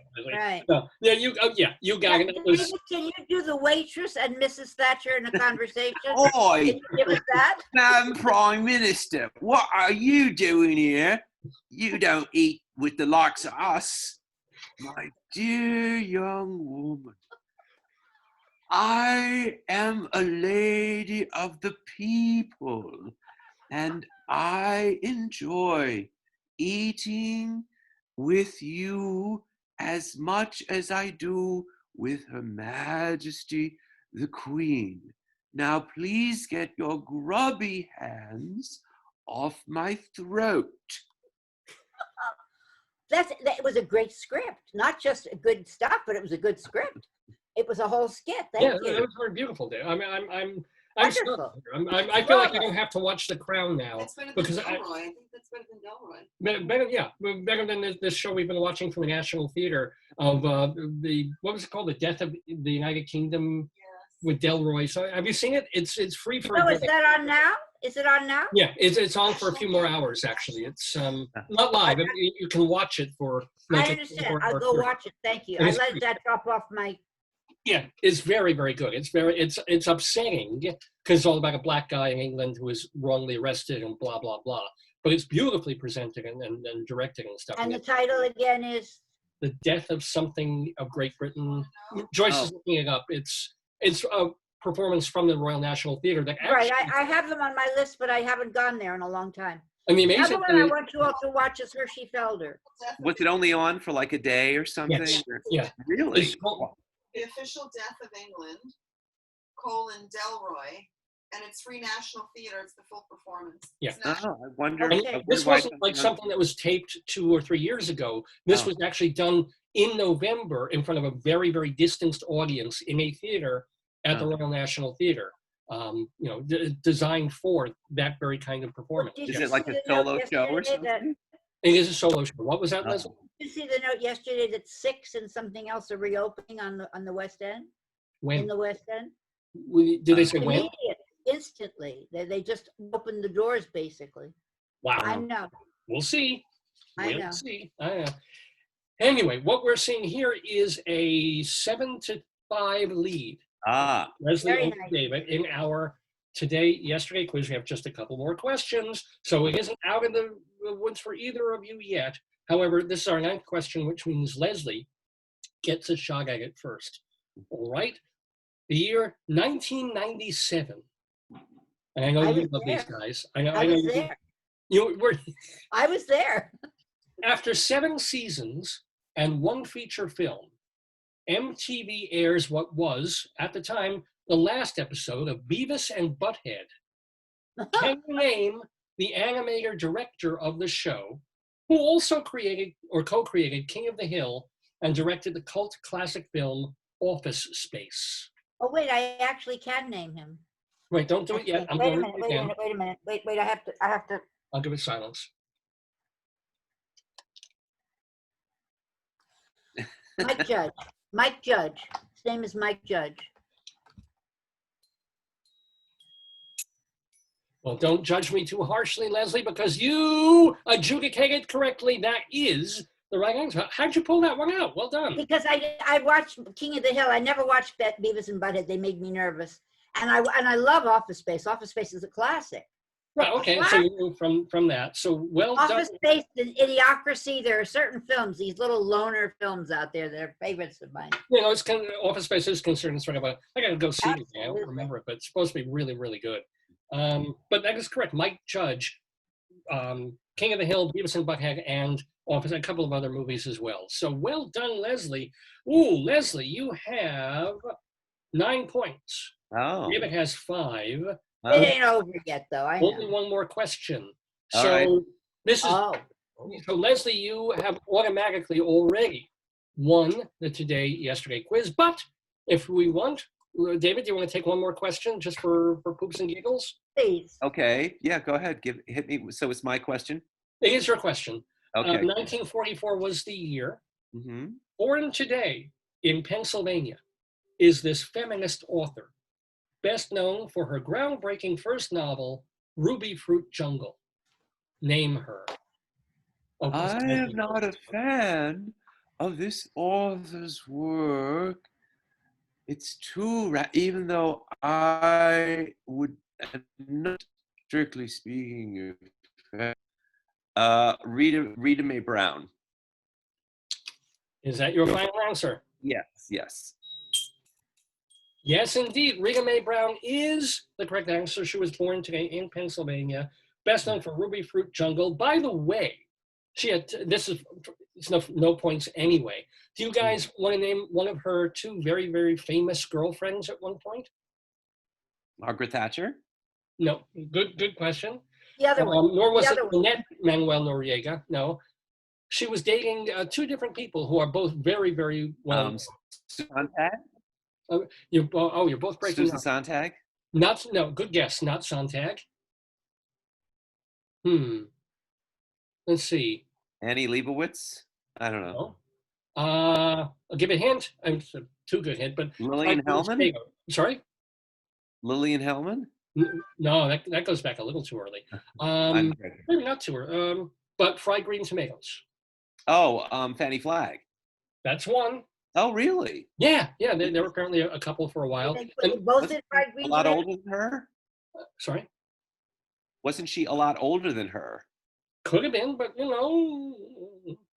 Look at Holland Taylor and what's her name? Actually, Sarah Fanny Flagg would have been old, because 1944 is when Rita Mae Brown was born, so she would have been in a reasonable cohort with Fanny Flagg. Oh, okay. Come to think of it. But who else? Who later on she dated someone even more famous than Fanny Flagg? You want to take a swing at that one? Lily Tomlin? No. Good guess. Give another clue. Marsha Wallace? No. I'm trying to think of other people on the Match Game, you know. Oh, well, you're going to move away from that. Someone you might give a backhanded compliment to. Oh, a tennis person, Billie Jean King. No. But is it a tennis person? Yes, it's a tennis person. Well done. Martina Navratilova? Bing, bing, bing, bing, bing, bing, bing. Oh, interesting. Well done. The only other tennis person I could think of who might possibly be in the game there. Well, I think she fooled around with Bobby Riggs at one point, but that was kidding. I kid.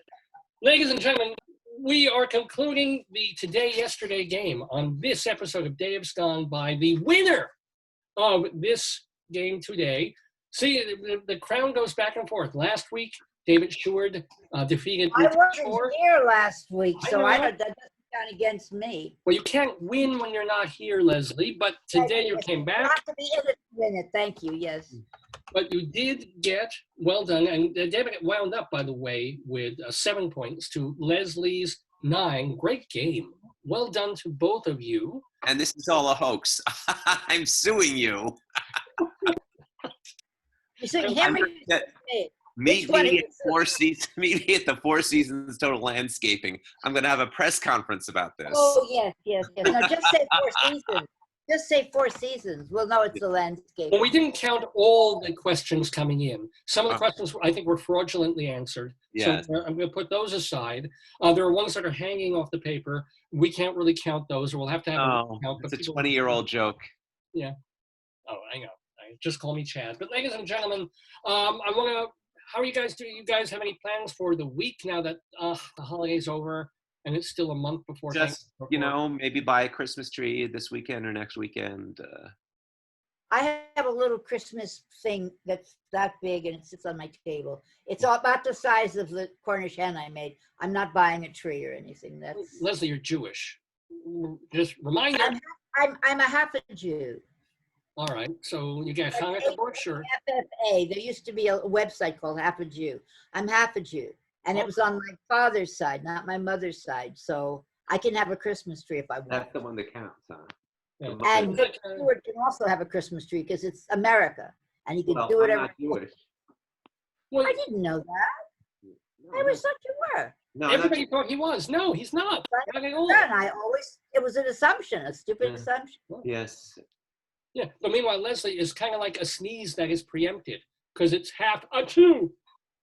Oh, I'm sorry. dear. We have to let Peabody. We have to give that to David. That's Mr. Peabody. Who was the guest today, David? What? Guest today. Who was your guest? B.J. Thomas. B.J. Really? Raindrops on your head. Really? B.J. Wow. Yeah, he's alive and well. He's 78 years old. He's about 50. And Rabbi Sol Solomon talked to him. It was actually a pre-recorded interview, but it was earlier this week, and we played it on the program before you guys came on. Oh, I have to tell you. I always watch later. I always watch the next day, so I will watch tomorrow. I have to tell you, at my father's funeral, they did not have the music that we wanted. And so we wanted classical music. So the funeral director said, oh, well, we have pre-recorded music, and this is classical. This is classical. And they started playing Raindrops Keep Falling on My Head. And I said, maybe, well, it's classic. It's pop classical. It's a classic, right? Okay. So you can tell B.J. Thomas, that funeral home owes him like 10 cents. And I can't even, I guess usually I have an organ player or something. But I don't remember music at funerals. It's you don't remember music at funerals? No, maybe in Jewish funerals we don't. I don't think Jewish funerals have them. I don't think. Is he still performing, David? Oh, sorry? What? David Lefkowitz, is he still performing? B.J. Thomas, he would be. He had tour dates, but of course, in a pandemic, right? No, but he's. Do you have any other famous songs besides Raindrops? I don't remember. Yeah, she had a few. He's got like bunches of Grammy things. He had. Do you remember the song? Let me find it because I can never remember it. I don't mean to be. If this plays, if you air this as it is, I don't mean to be nasty. No, people think of him as a one-hit wonder, but he had. If you like country music, especially, he had a bunch of hits. Yeah, I mean, he had a lot of hits. Yeah. He had Rock and Roll Lullaby, Hooked on a Feeling. That was the one. Okay. If you ever saw the TV show Growing Pains, which I never watched, but he sang on the intro of that. And Hey, Won't You Play Another Somebody Done Somebody Wrong song? Oh, that was a huge hit. That was him too. Yeah. That was a huge promise. Yeah. So he's as I said, he would be performing. What a pity he didn't stay to play the game. I know he was pre-recorded, but what a pity we didn't get to meet him that way. Yeah. I want to tell everybody to watch Hershey Felder, whose next show, he just did a show on Claude Debussy, or he's about to do a show on Claude Debussy. Right. I forgot which it is. And the next one after that is Rachmaninoff, so it should be very interesting. Moi, j'adore Hershey Felder, just so you know. Oh, okay, fine. I mean, I would see Hershey Felder in a restaurant, but too often he performs near it because in the Hershey bar. That's, go ahead. I knew that was, how did I know that was coming? I did. I honest to God didn't. You think by now I would know. I did. So David, please say it so we can get out of here. Oh, Mr. Peabody. Thank you, David. Have a great later. Thanksgiving, both of you. Thank you for playing the Today Yesterday game. Leslie Hoban Blake from Critic Circle. Find her on YouTube. Find them on MNN, Manhattan Neighborhood Network. David Sheward, read his book about George C. What was the name of it? Rage and Glory, The Volatile Life and Career of George C. Scott.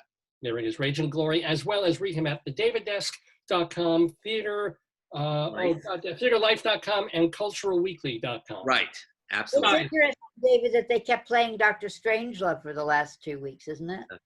What? Just before the election, they were playing Dr. Strangelove. Oh, wasn't he that? with George C. Scott. Yeah. He was the one, right? Okay. Bye. Bye, guys. Bye. Thank you so much for being with us. We'll see you next week. Bye, Joyce. Oh, and look up that Groucho Marx movie, A Night in Casablanca. There is. I will. There And is, You might David, forget about that. I forgot about it. Bye-bye. I will give you a note about it, David. David, when you were gone, you'll get the note. Bye, guys. Bye, guys. Bye-bye. David Sheward, Leslie Hoban Blake in the Daybird playing the Today Yesterday quiz on Dave's Gone By. Oh my God, it's almost noon.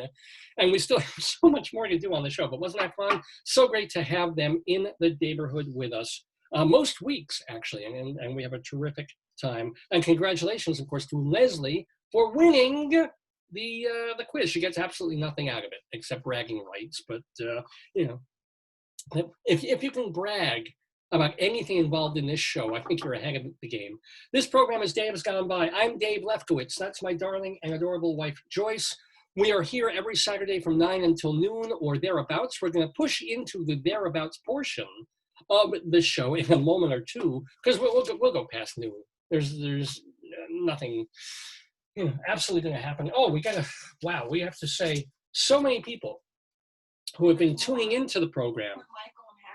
Michael, welcome to Michael and Harold and all these other people who have tuned in. For example, from the top, Adam and Fred and Erica, Joyce and Kevin Barry, Kevin H, as opposed to Kevin D, Sharon, Nick, another Karen H, I think that is, or maybe that's the Kevin again, Alan, Sharon W, Jeff, Jerry, David, Peter, Phyllis, Kevin S, different Peter, Peter N, Ted, Alan W, Glenn, Jack K, Stephen, Michael, Harold, we said, Steve T, Svi, oh my God, Svi is watching, Susan G, David A, Tristan, Paul, Bart, Leslie, Nick, Megan, with Megan H, Warhol, of course, tuning in, Bruce, Louise, and Joyce's cousin, who, by the way, said about the B.J. Thomas interview that she is hooked on a feeling just hearing him again.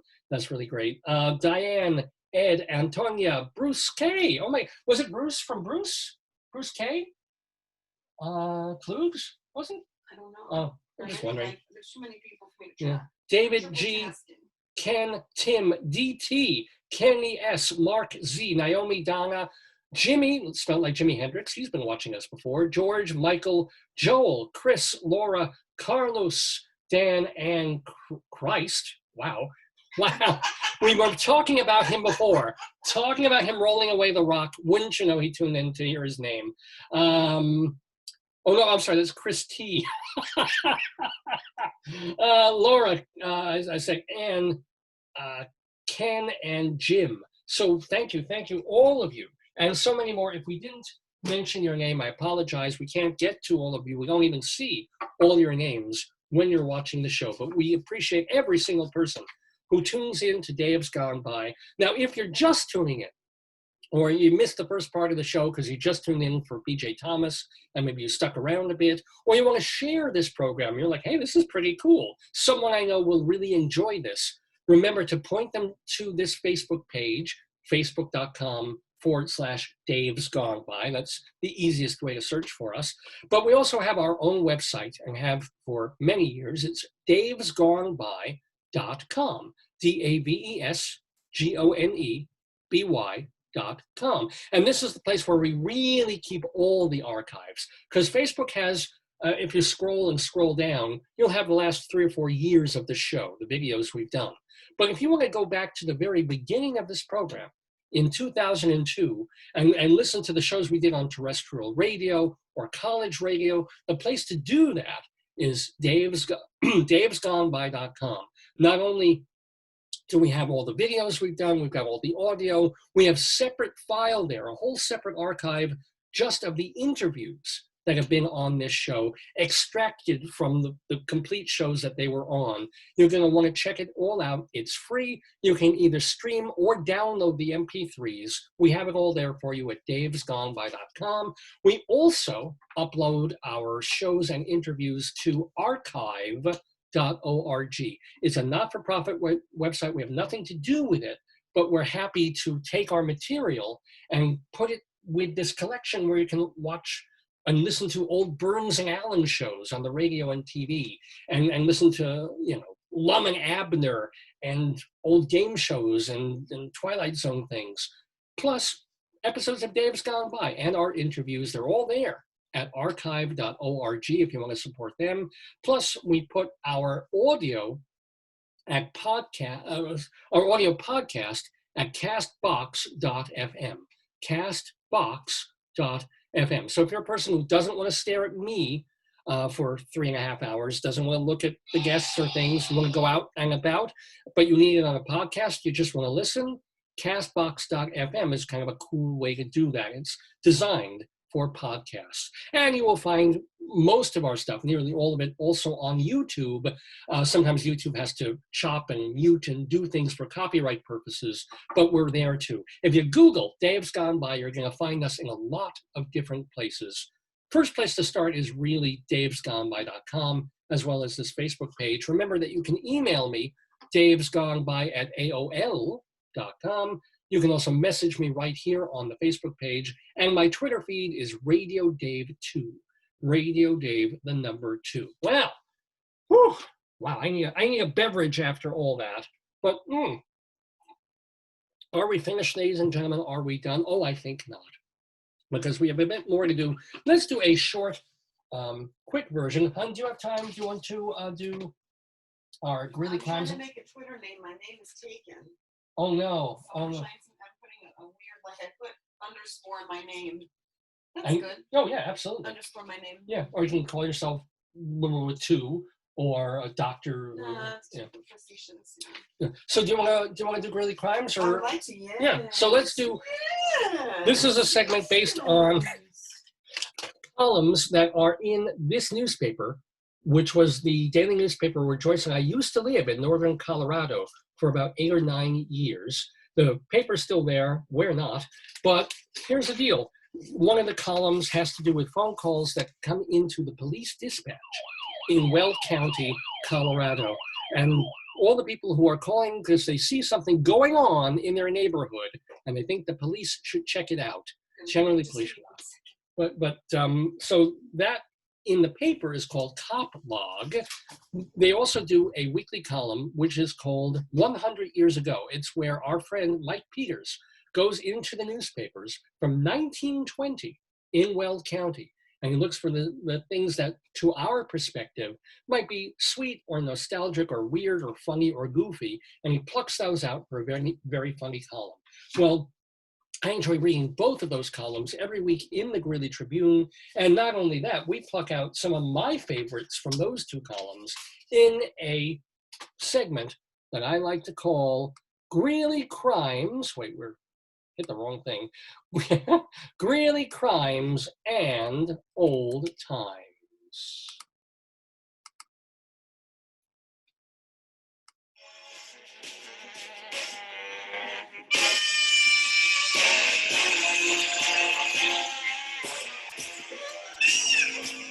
Da-da-da-da, fiddly-o-dee-dee, squiddly-o, squiddly-dee. So Greeley Crimes and Old Times is the name of the segment. So we mix up things that happened like a week or 2 ago in Greeley that people are reporting on, but also stuff that happened 100 years ago. And it's all true. These are all legitimate things that were in the newspapers. And I think a whole lot of fun. So are you ready, babe? That's my babe right there. Her name is Joyce. We'll start with a crime. Police responded to 30th Street Road. Hold on. There they are. After a homeowner found an unwelcome man with a warrant hiding under the bed. See, the man was a tenant's boyfriend, and he didn't have any active warrants. The caller learned. So here's the deal. The guy called police to say there was a guy under his bed with a warrant hiding under the bed. Turns out, A, the man was a tenant's boyfriend, and he didn't have any active warrants at all. The caller learned the man was underneath the bed, not to hide from cops, but why, hon? What? Why do you think he was? He was like an exterminator. Good, fantastic guess. Not quite. Why do you think he was under there? I don't know. He was shampooing the carpet. Nice. Yeah. Is that a metaphor? That's what the wife told her husband, at least. But yes. What else happened a week or two ago? A caller on 14th Avenue. Oh, 1 second. Ah. No, get the cat one ready.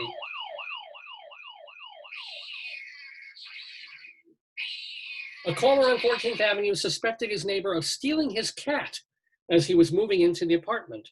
He found the cat a couple of minutes later. So, you think that's going to be a good neighborly relationship, dear?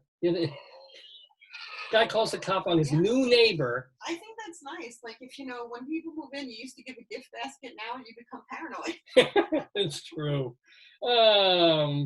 Let's do an old-timey kind of a thing. Also, we do those. The oldest man in the world, Zora Mehmed of Constantinople. Istanbul. No, Constantinople. Istanbul. No, Constantinople. Istanbul. Let's ask the Turks. Istanbul. How old do you think this guy apparently was? 117. No. I don't know. Oldest man in the world, Zora Mehmed of Constantinople, 146 years old. Could it be? Nobody. No. Yeah, Can't. they advance age or super week that happens, so I don't know. And especially, like, I would almost believe it now when people are living longer and longer. But this is back in the 1920s, literally 1920. A lot of times years ago, people didn't have birth certificates, so you claim your age, and a lot of people aged up because they get gifts or presents from the government if you hit 100. So here's the deal: the oldest man in the world, 146 years old, said he is having digestive problems because of his false teeth. Okay. When he was 45 years old, during the Napoleonic War, he tried to lift a 500-pound weight with his teeth. Oh, Jesus. It ruined them, and a few years later, he received false teeth, and now they are causing problems.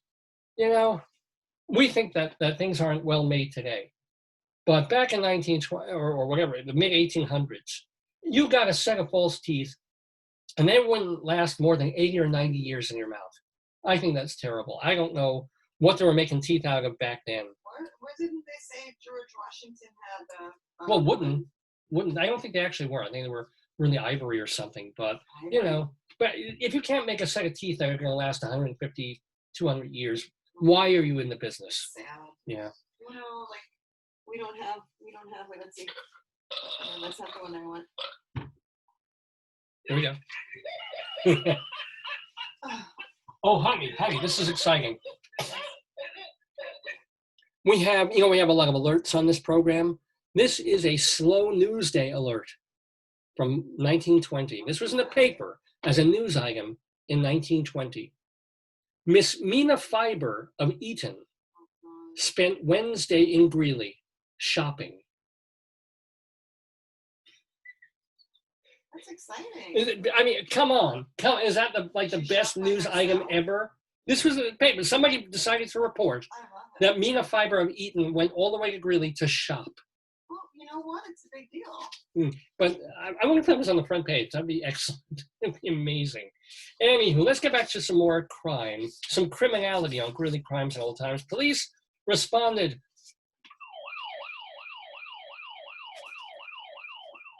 to a report of an unwanted person at a hotel on 29th Street.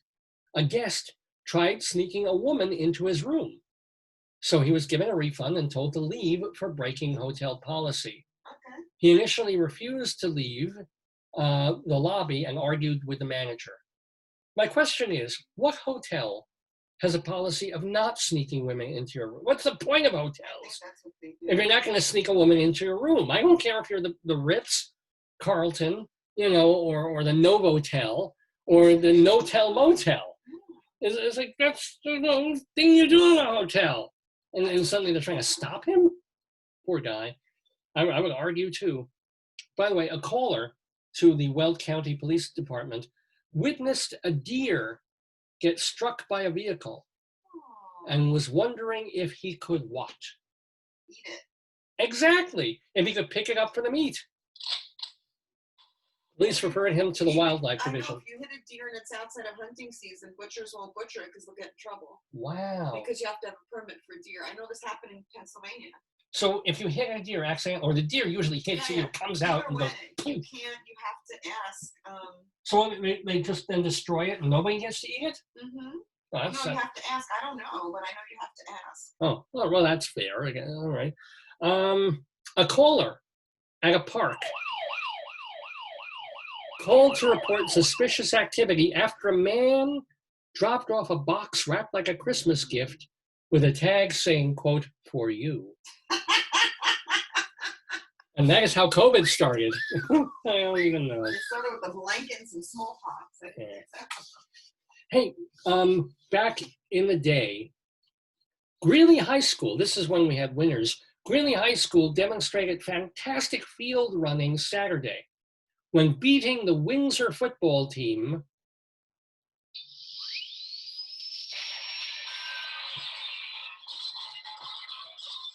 They beat the Windsor football team 112-0. Wow. What do they call that? That's a game. Not a wipeout. That's a blowout. That is legitimately a blowout.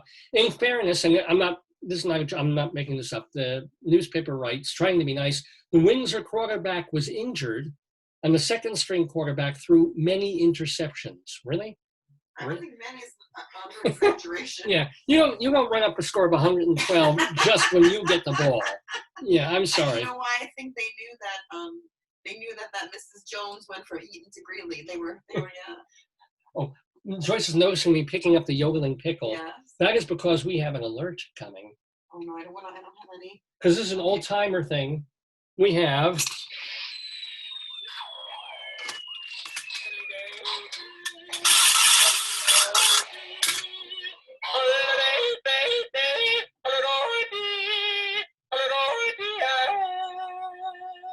Hobo alert. We have a hobo alert, ladies and gentlemen. This is because stories back in the day in the newspapers from 100 years ago, the stories that were in the paper, a lot of them were about vagrants, about people just we now call more affectionately, and hopefully treat a little more affectionately, hobos. But back in the day, they were run out of town and seen as like vermin.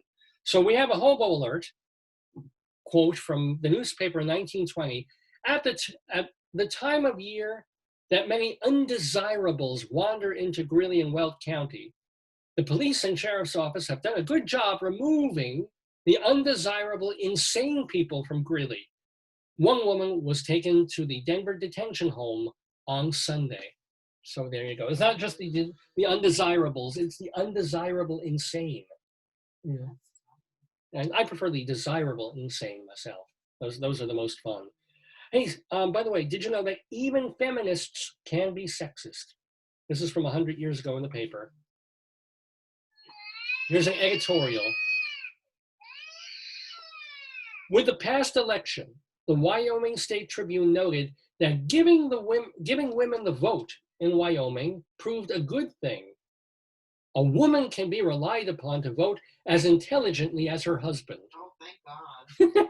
Notice they don't even think in the terms of single women, of divorced or widowed women. It's like, oh, she's just as good as her husband. Thank God. Fabulous.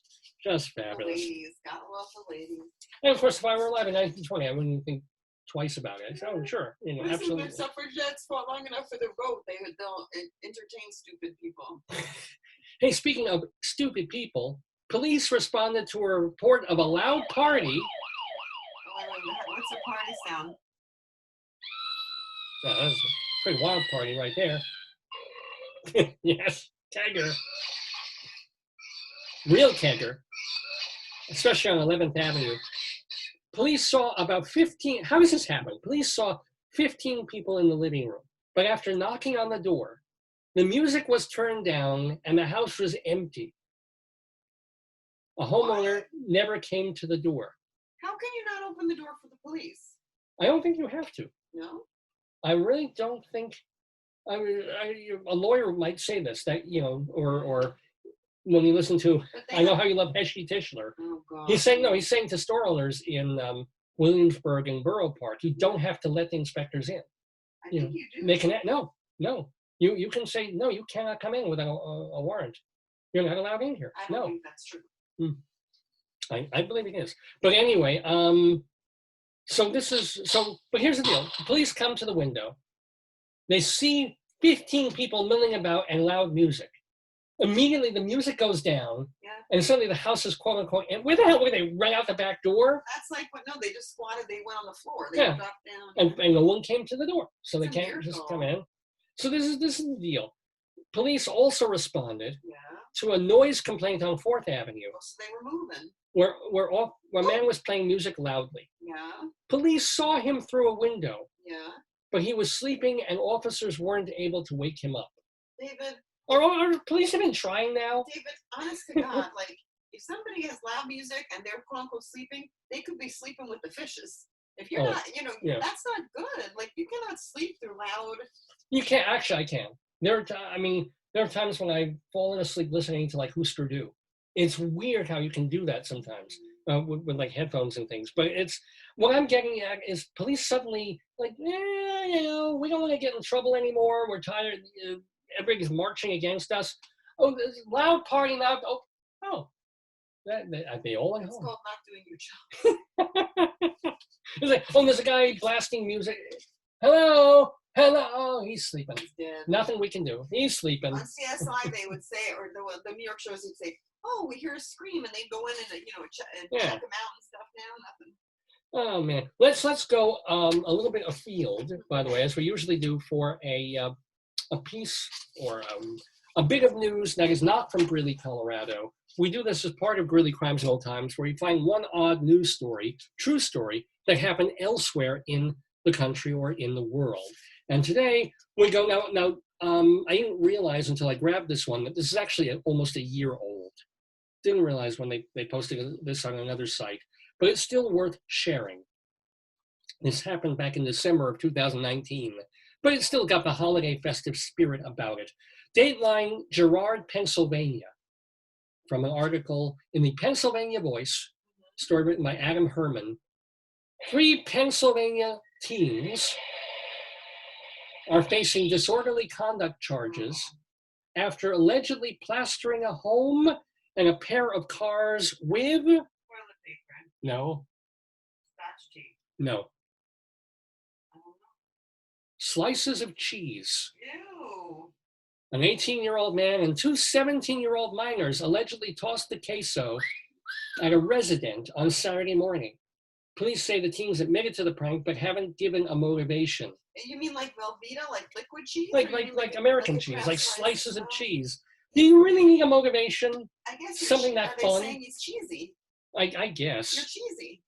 Or in queso fire, break glass. Okay, that's a little queso joke.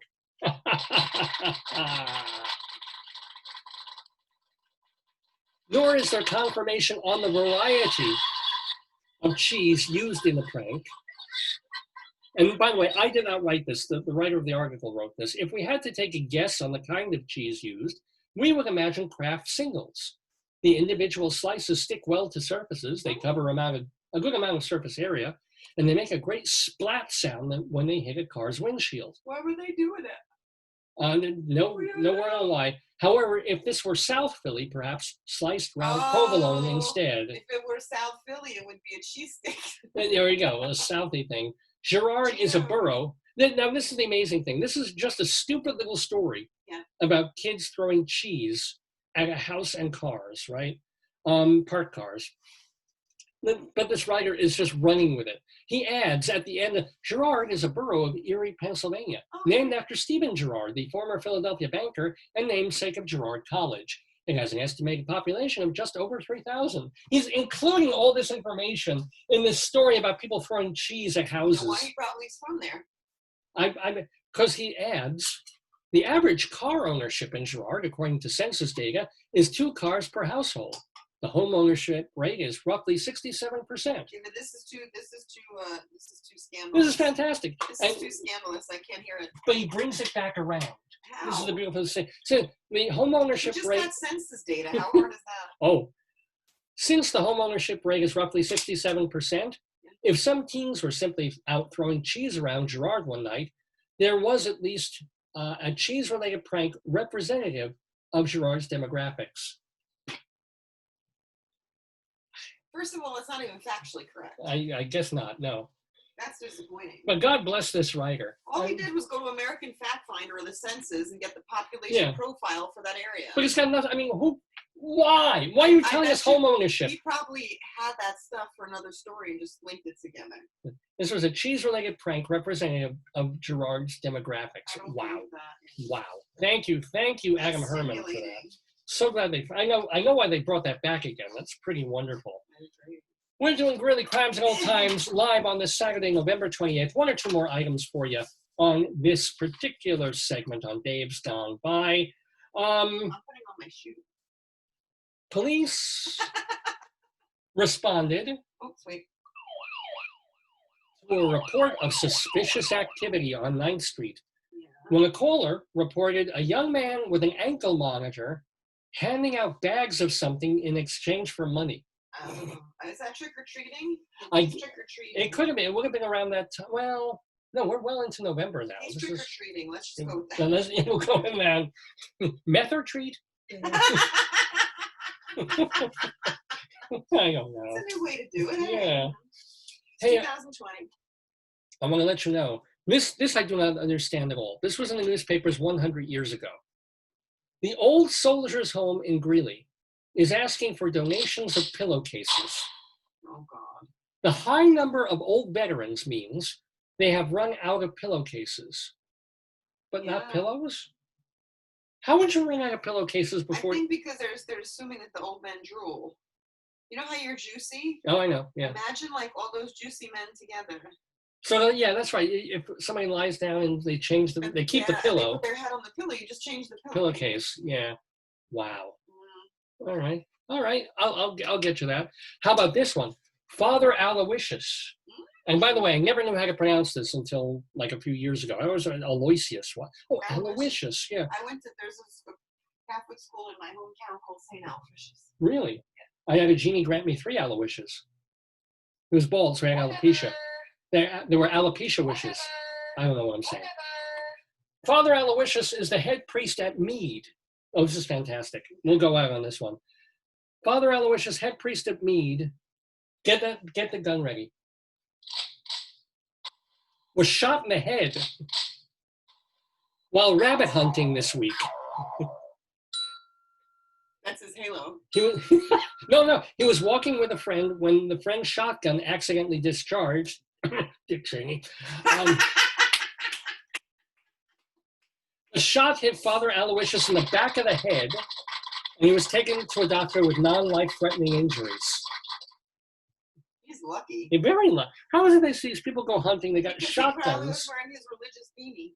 Oh, that could be it. It bounced off the crucifix, hit him behind the ear, and he's just fine. Father Aloysius survived. Let's just say be careful who you go hunting with. That's the moral of the story. Yeah. Well, sometimes your Aloysius come true, ladies and gentlemen. And that is Greeley Crimes Old Times on Dave's Gone By for this Saturday morning. Mr. Horace Greeley was no fool. I'm sure that you'll agree with me that Greeley was no fool. But he is getting a news that Mr. Greeley was no fool. Yippee-yi, yippee-yi, yippee-yi-yi-yi, yippee-yi, yippee-yi, yippee-yi.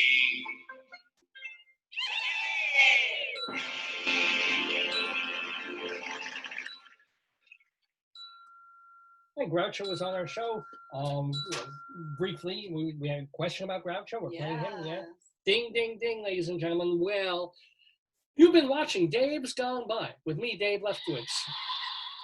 My fabulous wife, Joyce, on the noises in the background. And also, she's the one who deals with getting all the names and putting up stories about the show and the watch party thing. Do we have more names?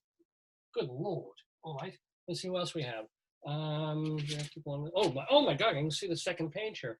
James F, Maria, Jim, Gina, John A, Ed, Henry, Ellison, Pat, Rick, James G, sorry, Anne, Mercedes. Oh, Anne, that was Anne Siegel. It was Anne? Oh, our she friend. She's writing a review, but she wants to listen, so she's, trying. Oh, well, welcome. And we'll be done in about 10 minutes, so you can go and write that review, or 15 minutes, or really. Tell her how she can listen to it online. We got to remember, Anne, if you missed all or part of the show, you can either, after the show's over, wait about 5 minutes, you can watch it right on Facebook, or go to davesgoneby.com. And welcome to Mary and Harold and Rubina. Ooh, love that name. And Natasha. Ooh, Rubina and Natasha. Yeah. That is a lesbian film I would like to watch. Edmund. And Edmund, of that course. Brings it up to the, Welcome to Edmund. So thank you for taking the names, dear. You guys don't have any idea because you won't go on camera. I don't know, half my face was on today when I was helping you. Did they see you again? Just this, yeah. Oh, well, I had to help you with the screen share. I'm a ding dong. That's my beautiful wife, Joyce, that allows you to see like part of her. If you go into last week's show, it opens with her trying to help get me on the air. And you hear her giving me directions like the checklist that we have. Gallery view, record, rename, make sure it's the right Facebook page and it's public. And meanwhile, you see like her boob. Halfway into the shot, which is nice. That's why we got 200 views last week, because people are like, "Oh, hello." On your face of horror, like. Yeah, I'm like, I'm here. Her boob is here, and that is why people tuned in. And they they watched through the next 3.5 hours of the show. They skimmed through it. Is there more boob? No. Oh, it's an idiot talking to other people. No, no boob. I think people love your show. You're great, Nancy. Well, thank you, dear. Bob just joined. Bob Honest. Wow, what a good name. Well, welcome to Bob, and welcome to everybody who's tuning in. We do have a couple more minutes of the show left to do, because I want to share some Broadway news with you. There's not a lot, but we haven't done our Inside Broadway segment, and I do apologize, we have our Colorado Limerick of the Damned. But let's get theatrical with Inside Broadway.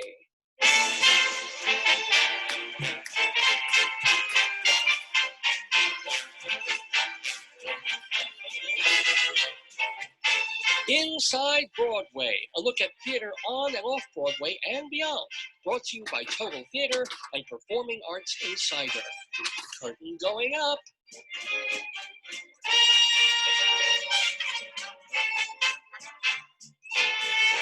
Not a lot to report of Broadway news, which is kind of good. I don't have anybody who died this week. I mean, I think one or two minor Broadway people died, and I'm sorry for forgetting them or not having time. But usually when I do these Broadway segments every week here, I'm doing them mainly because some important Broadway person died in the midst of this pandemic, if not necessarily from COVID, and I want to tell people. But this time I've got a little bit of Broadway news, and I'm going to share it with you. Now I'm going to remind you again, there's no Broadway right now. Joyce was saying that the musical Six and another musical. Leslie was saying that they're going to be opening in London very soon, somehow, still in the midst of shutdowns and pandemics. They're figuring out a way to distance and open these shows. More power to them. I don't see that happening on Broadway even when the vaccine comes. I don't think we're going to have theater of that scale in New York until the fall of next year, but we'll see. Shows have been shut down since March 12th of this year, and they are officially closed and on hiatus through May 30th at the very earliest. So June 1st would be the first time anything could even happen on Broadway. And so shows are announcing themselves to open in late 2021 or really into 2022. That's what everybody's looking towards. But, and here's the deal. I mean, for example, Broadway Con, which is this how shall I say it? It goes even beyond the Broadway flea market that's been around for a couple of decades now. This is like a convention conference for Broadway theater geeks. It's performances and seminars and coaching and meet and greets and memorabilia. It's just this thing that Broadway theater lovers love. And they get to hang with each other and famous people. And it's a love fest for Broadway. It's been happening for the last couple of years. It will be happening again this coming year, but it's going to be online only. It will be April 17th through the 18th. There'll be panels, there'll be meet and greets, and you're encouraged to donate and buy things, but it's actually free to get in, which is kind of amazing and wonderful. So I may attend this time.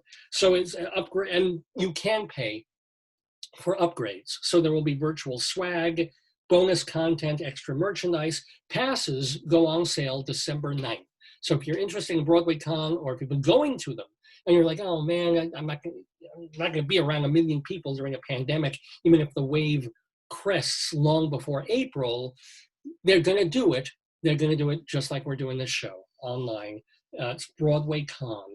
Read more about it. So that's some good news. I want to remind you that we are keeping going this wonderful journal, this magazine. It's called Performing Arts Insider. Has been the Broadway Bible since 1944. And this is where you turn for information about all those shows that were playing back in March that are hoping to come back next year. Also, there were shows that almost opened, were just about to, and they're gonna try and open in 2021 or 22. Shows that are lined up coming. What are they, both on and off Broadway? This is the place to find out. Plus, we have a special column that we've been keeping up during the pandemic of shows that you can watch online, virtual shows. Why don't you review the national? I can talk about it next week. In Delroy. Yeah, yeah. So shows like that, where it's pre-recorded or it's a virtual show, a Zoom theatrical really performance. That's a great resource, because Yeah. a lot of people don't know where to find it. If things are ending in like a day or they have a short shelf life. Yeah. Now, because this is a monthly publication, it's not like we can, if there's a show opening next week online, it won't be in there. But it will be, there are dozens and dozens of Delroy perpetual there? shows. Delroy, I think. National Theater, Yeah. But I'm saying that won't be in next month's issue because you only have 24 hours. Yeah. But there are things that you can watch on YouTube, plays and musicals that have been professionally recorded, and they're free. You could, but where are they? You can find out just by picking up a handy copy of Performing Arts Insider or subscribing. All the information is at performingartsinsider.com. Performingartsinsider.com. Since 1944, it is and remains the Bible of Broadway. Well, a little more Broadway news. I decided this is kind of far away from Broadway, but it involves a friend of the Daverhood, Ari Roth, who was on our show back in 2014. He's an artistic director. He had been the artistic director of Theater J, a Jewish theater out in the DC area for about 18 years. And then he left that to form a brand new theater called the Mosaic Theater. Now, Ari Roth has resigned as of a week ago from the Mosaic Theater, which he founded 6 years ago. What happened, it's such a weird story. So when he was at Theater J, which he founded, right, and he was there for almost 2 decades, he felt pressured there to do only plays that were pro-Zionist. And I know Rabbi Sol kind of asked him and hammered him on this. And he's saying, he just wanted to have both sides of the story, the Palestinian view as well, even though Ari Roth is obviously a Jewish director and artistic director. So he wanted to do more of his own stuff at the Mosaic Theater. This is telling you how the times change, right? So he got out of Theater J so he could do a more balanced kind of view of theater involving Israel and Palestinians and Arabs. He got out of there. He founded Mosaic Theater. At Mosaic Theater, go figure, board members and audiences were complaining that now the theater was too right-wing, too white, and not hiring enough people who were BIPOC, BIPOC, the black, people of color, trans, and all that. The board felt the theater subscribed too strongly to the old idea of, you know, the white male writer of genius.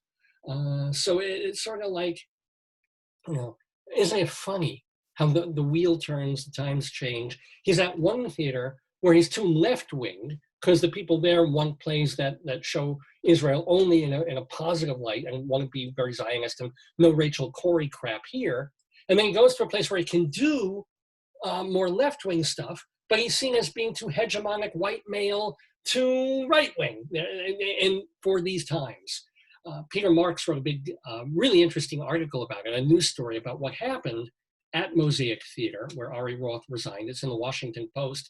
And it's kind of interesting to read some of the comments and people who are supporting and backing up our friend of the neighborhood, Ari Roth, including one writer, and this may turn out to be true, where he said, okay, all these theaters, they want this, they want that, disregarding what audiences like or are used to, and shoving certain things down our throats, and says, go woke, go broke.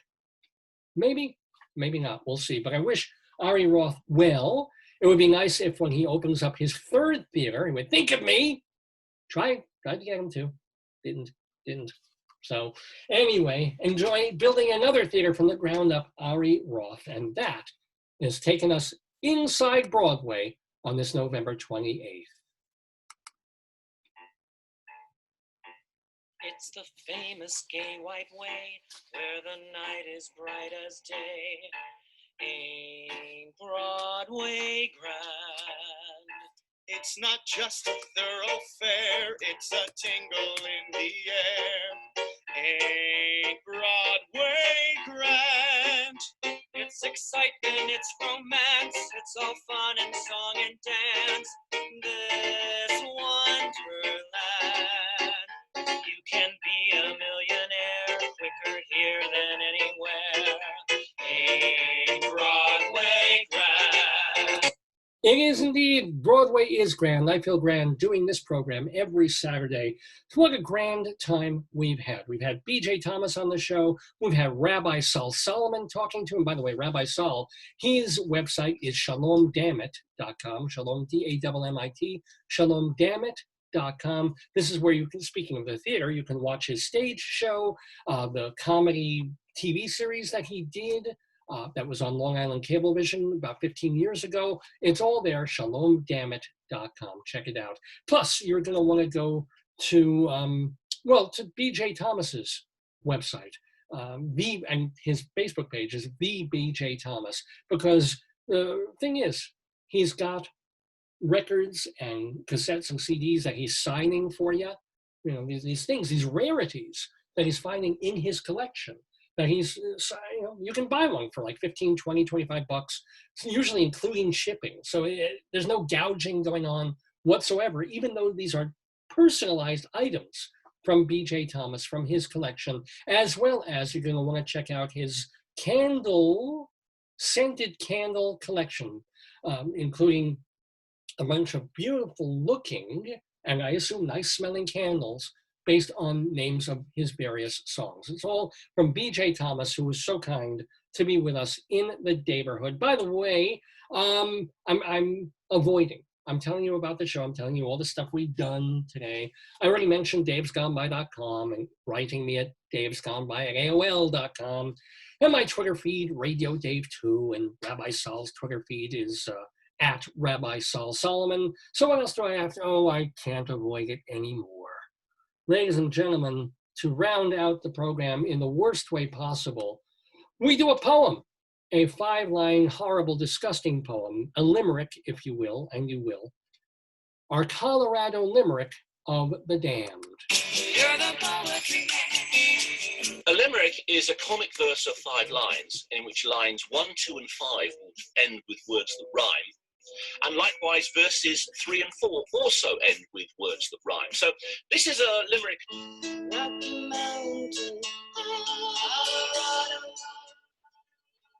So as I mentioned before, when we were doing Greeley Crimes Old Times, Joyce and I lived in Greeley, Colorado for a bunch of years. And before we moved, I started writing a poem about as many towns and cities and places in Colorado as I could think of, or as I could find on a map or in an index. And so more and more and more, I've got well over 100 at this point. I think maybe I'll top out at about 150. But I've just been writing these miserable, ridiculous, horrible rhymes. And so this week is no exception. We go to Sedalia, Colorado. Sedalia, Colorado. Salute, small, unincorporated community of about 200 people. It's about 25 miles south of Denver. It's sort of a sister city or named after Sedalia, Missouri. Don't ask me why. I mean, it's just a tiny little town. It's a small main street, a park, and a big ranch. Sedalia, Colorado. And so, ladies and gentlemen, we go and we begin. Get the kids out of the room permanently. I mean, you don't let them back into the house until it's been fumigated after this poem. Just lock the doors, close the windows. It's time for the Colorado Limerick of the Damned for Sedalia. I once had a boss in Sedalia who called me a fool and a failure. So later that winter, I picked up a printer and slammed it on his genitalia. Send your comments and complaints to davesgoneby@aol.com or message me right here on this Facebook page. Ladies and gentlemen, that, in the best way possible, concludes this 774th episode of Dave's Gone By. With me, Dave Lefkowitz, my darling and adorable wife, Joyce. Chicken has been with us, fairly quiet today. Potato has been watching from the wings. He's still, from the Thanksgiving feast, Potato is still stuffed.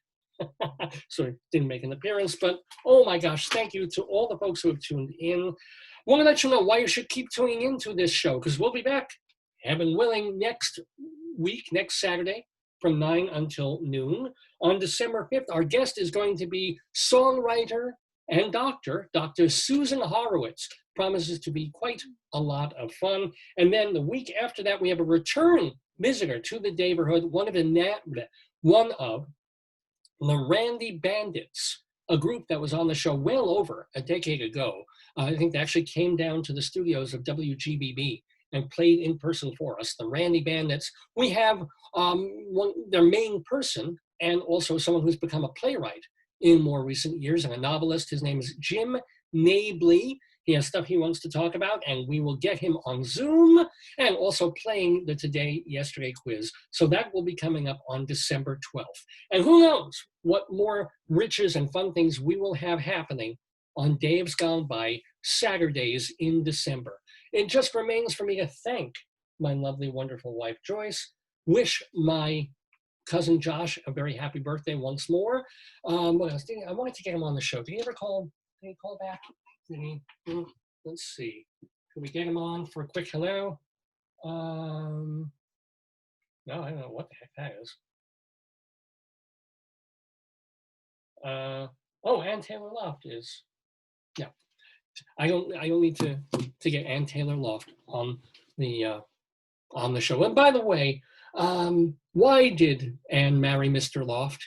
She was just fine as Ann Taylor, and now she has that weird full name, Ann Taylor Loft. It's just, I don't think it's going to take. Anyway, that's enough jokes for me. That's more than enough for this week's episode of Dave's Gone By. And keep digesting those Thanksgiving leftovers. Stay healthy as best you can. You're going to get COVID. You're going to get it. So stay asymptomatic.